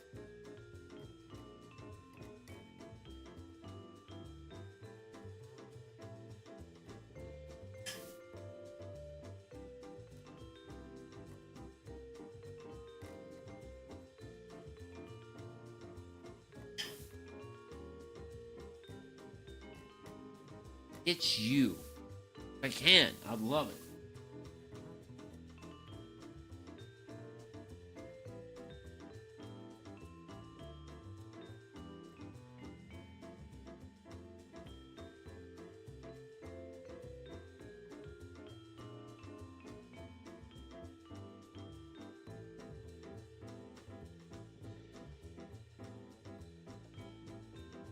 Okay.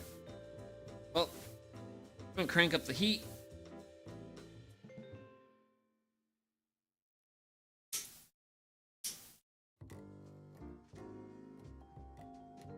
Because I need me some heat.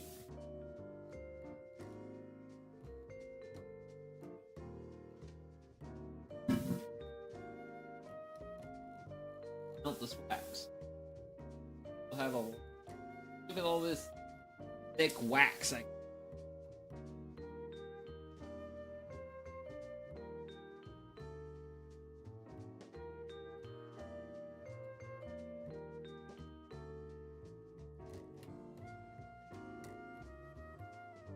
And honestly, the best thing I can do right now is just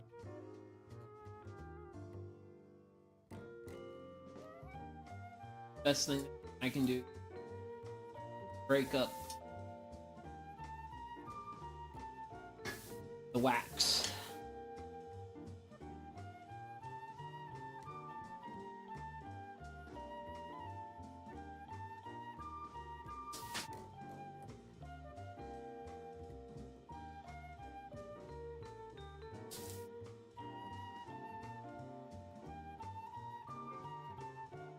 Oh boy.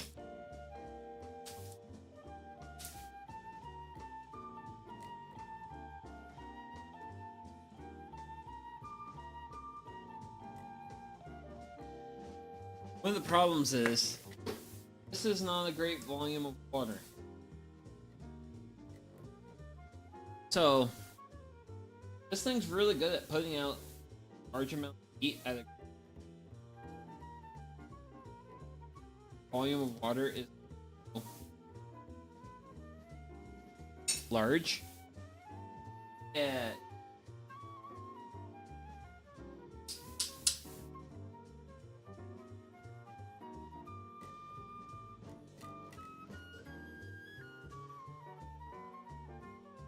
So a lot of what I'm going to be doing now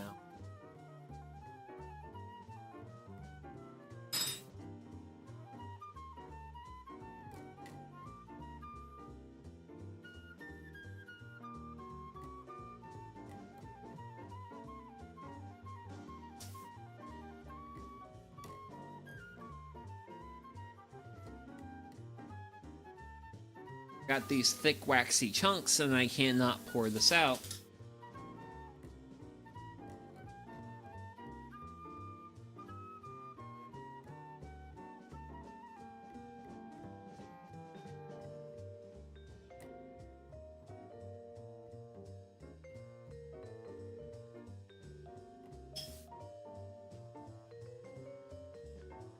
Unfortunately, this is the situation in which I find myself in. I should have maybe broken up the wax bits and pieces before I tucked it all. See?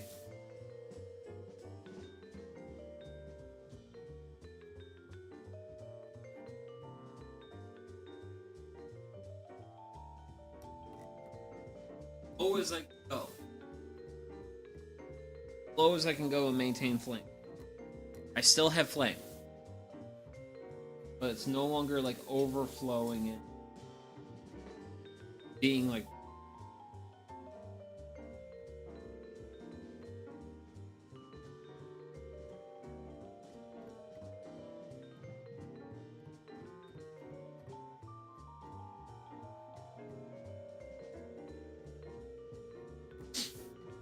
and I gotta work on breaking up this.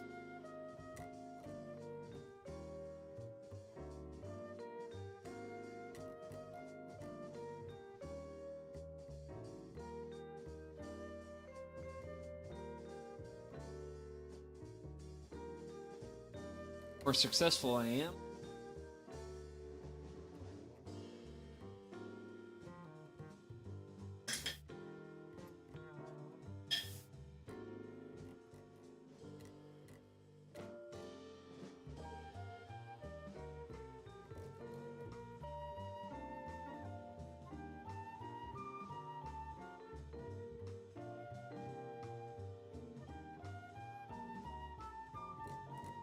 but yeah, this is basically where we're at.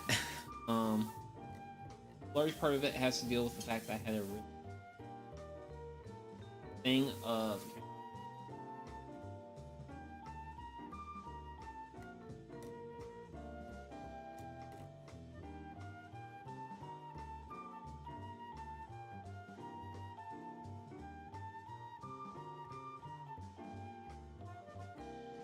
break it up into smaller pieces. It then for it to melt. And I'm sure there's also there might be better ways to do this, maybe, but this is also like the safest way that I know how.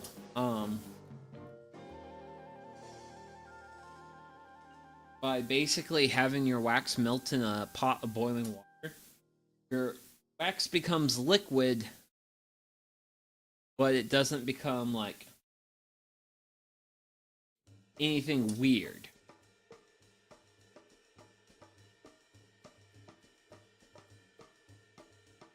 Well, you definitely don't burn wax doing this. Definitely get wax in water though.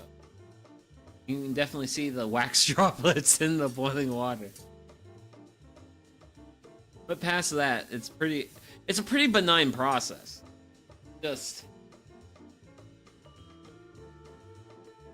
It definitely does take its time, because I can feel I can feel like 1 to 2 more pieces of wax in there. 1 to 2 pieces more. And then at some point, I'm going to start scooping and adding sawdust to it. I add sawdust to it, it's going to thicken.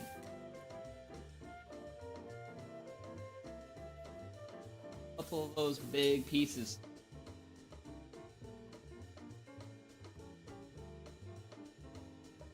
The big pieces. I'm okay with small pieces. Still being big pieces. Oh no no no no no! That's unacceptable. So that's gotta hang out and chill for a little bit, unfortunately. But yeah, I mean, it's a little bit of a patience thing to make this fire starter, but a lot of this, like small amounts of this fire starter, go a long way. So this piece right here, I normally divide up into like 4 pieces, and then like each piece is enough like fire starter for like this is like 4 fire pits worth of fire starter. And like this whole thing right here I'm trying to make, this is gonna last me for the better part. This is gonna last me more than a year.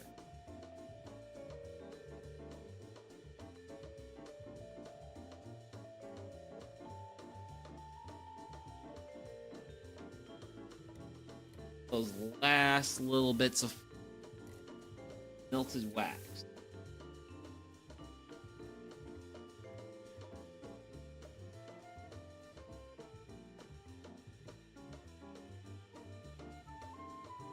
Yep.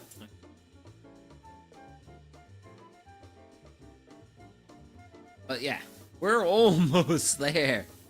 We're gonna be almost there, and then once I'm ready to put my mix into my pan, I'm gonna actually take this pan and I'm gonna set it on top of this boiling pot of water, and that's gonna help heat the pan up. We're gonna do it now. Because I need this pan to heat up a little bit. Otherwise, when the wax hits the pan,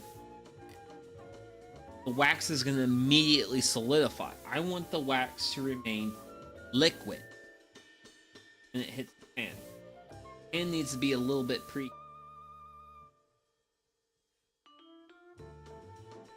but that's also another. And this thing, time. It's another thing that takes time around here.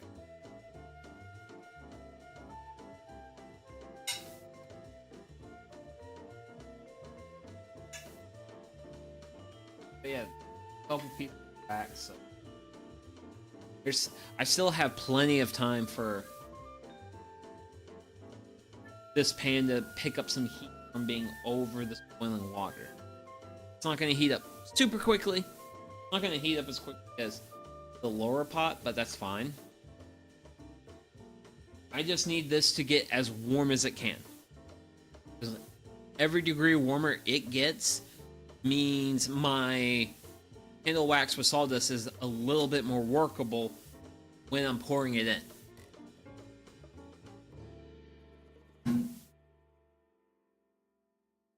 So yeah, it's a bit of a like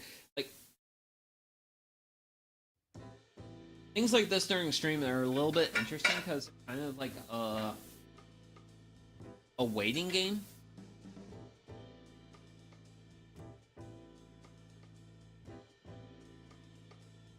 But yeah, there's just a hair bit of accent. I have a small piece of wax. Well, I do have a small wax. It has not liquefied, which would indicate that of a pan's appropriate. Granted, the pan just feels neutral.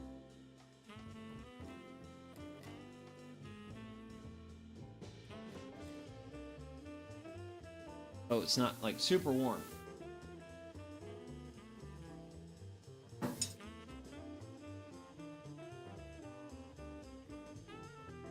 Okay. This is pretty much take a of all the mix it.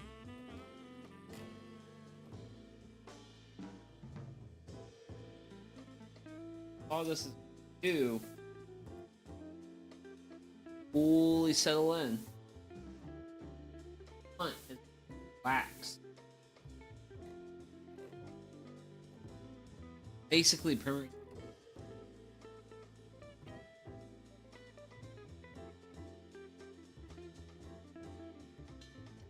How this fire starter works is when I light it, sawdust waxes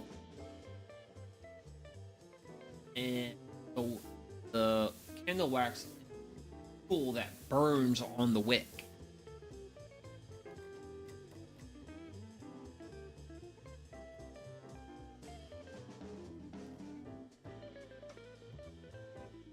So stuff in. The wax is up.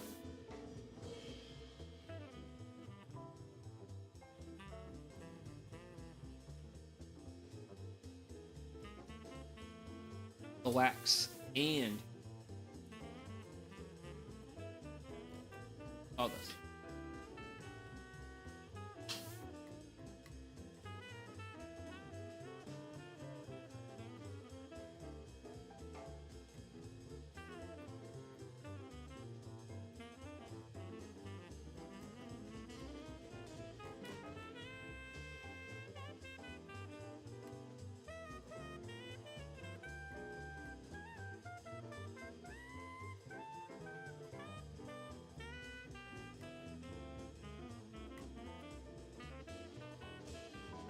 As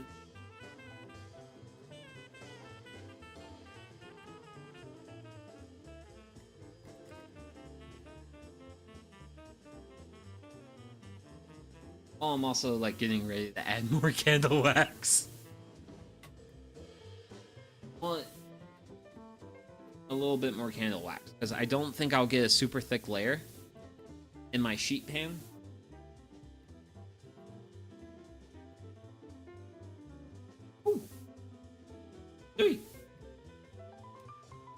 Am liking the I have here. Definitely have a good sawdust candle wax.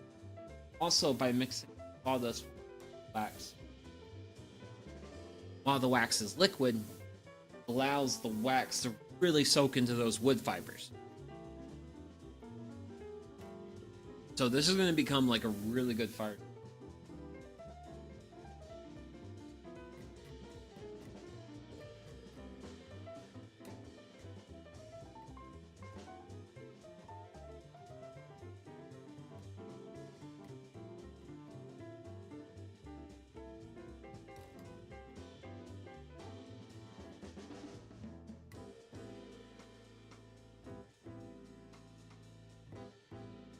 We're definitely gonna have some good fire starters.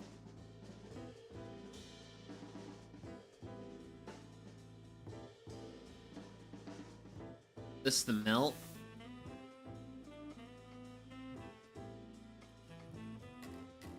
That starts to really melt.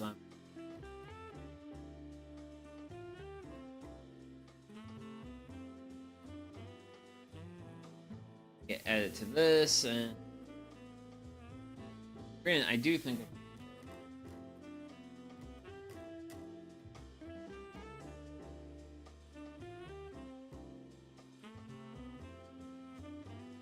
additional sawdust. And look at that sawdust pick.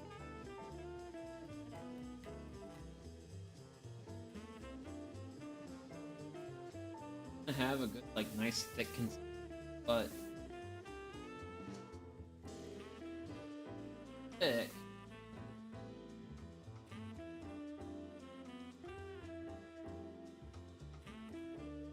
then you're not going to get like a good pour when you.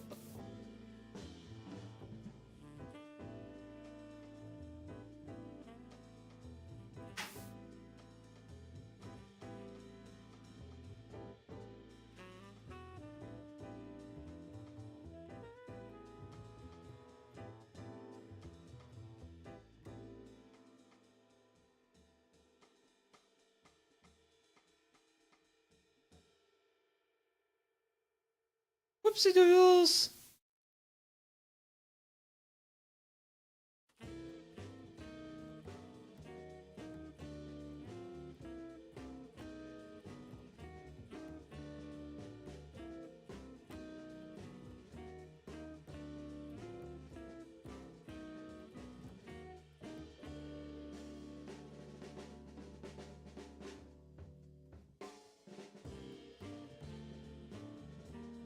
Yeah, I'm kind of trying to like break it up.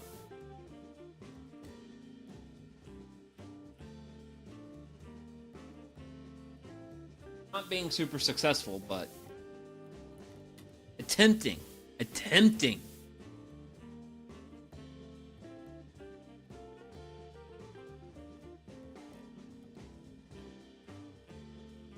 There we go.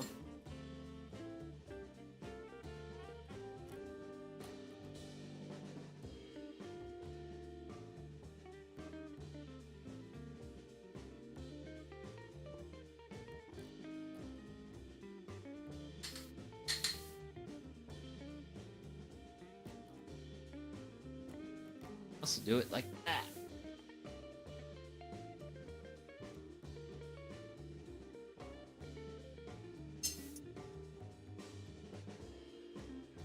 Oh boy.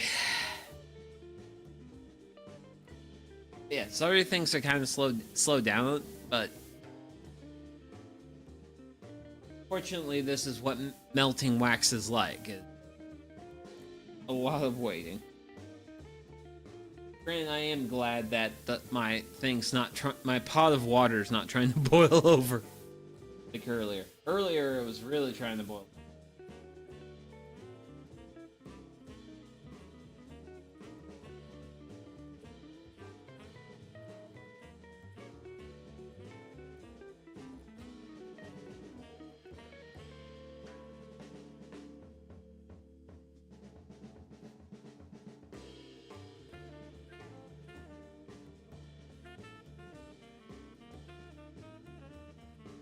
But for now, we wait for wax to melt.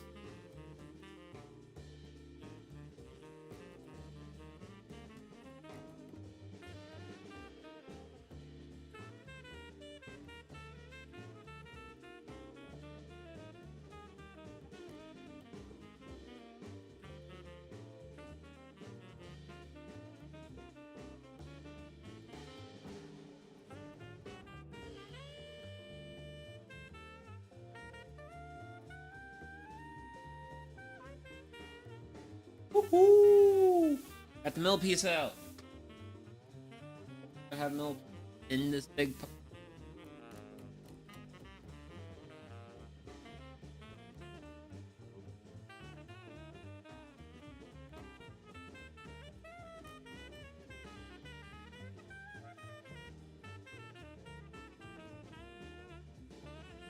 I'm debating whether or not it will melt better in here.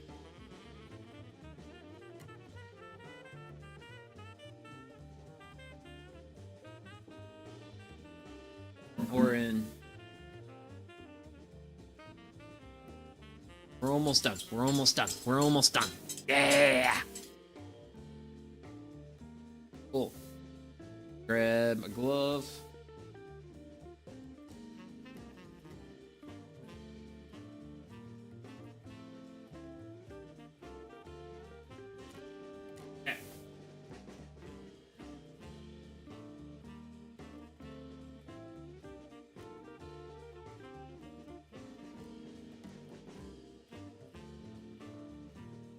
Okay.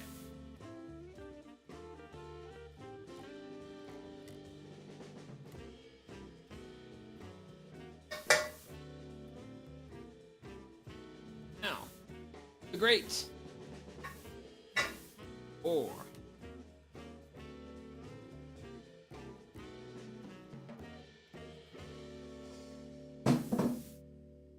This.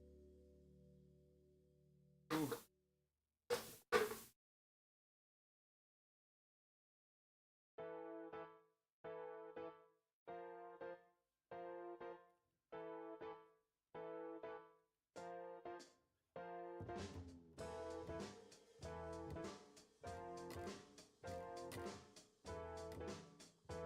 Well.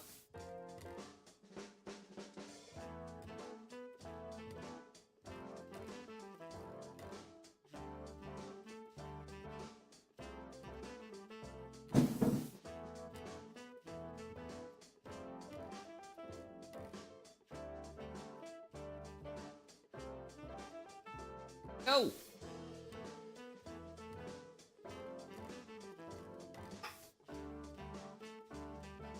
Brush it down.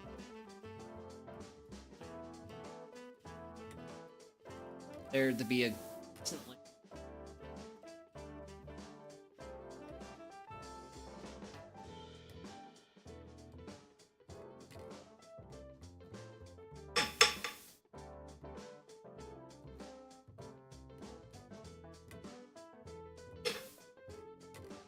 yeah, that turned out pretty nice. Woohoo! Axie glove. Okay. Oh man. So I'm gonna call this reasonably successful. I still gotta let it cool. Then once I let it cool, I then gotta cut it into like chunks I can actually work with. But yeah, this is how I make my fire starter. Sorry, it seems like a bit more of a process than it actually. Well, it's just a bit of a process. It's a pretty chill process. But yeah, that's that. And yeah, we did some seed starting today. I'm super stoked about that. I am really glad to kick off the gardening season here. So, my name's Sugi Yamagawa, and thank you all to who tuned in today. And yeah, hopefully I'll see you all in the next one. And yeah. Oh yeah, quick note. Make sure to live your best life out there. Okay, bye-bye.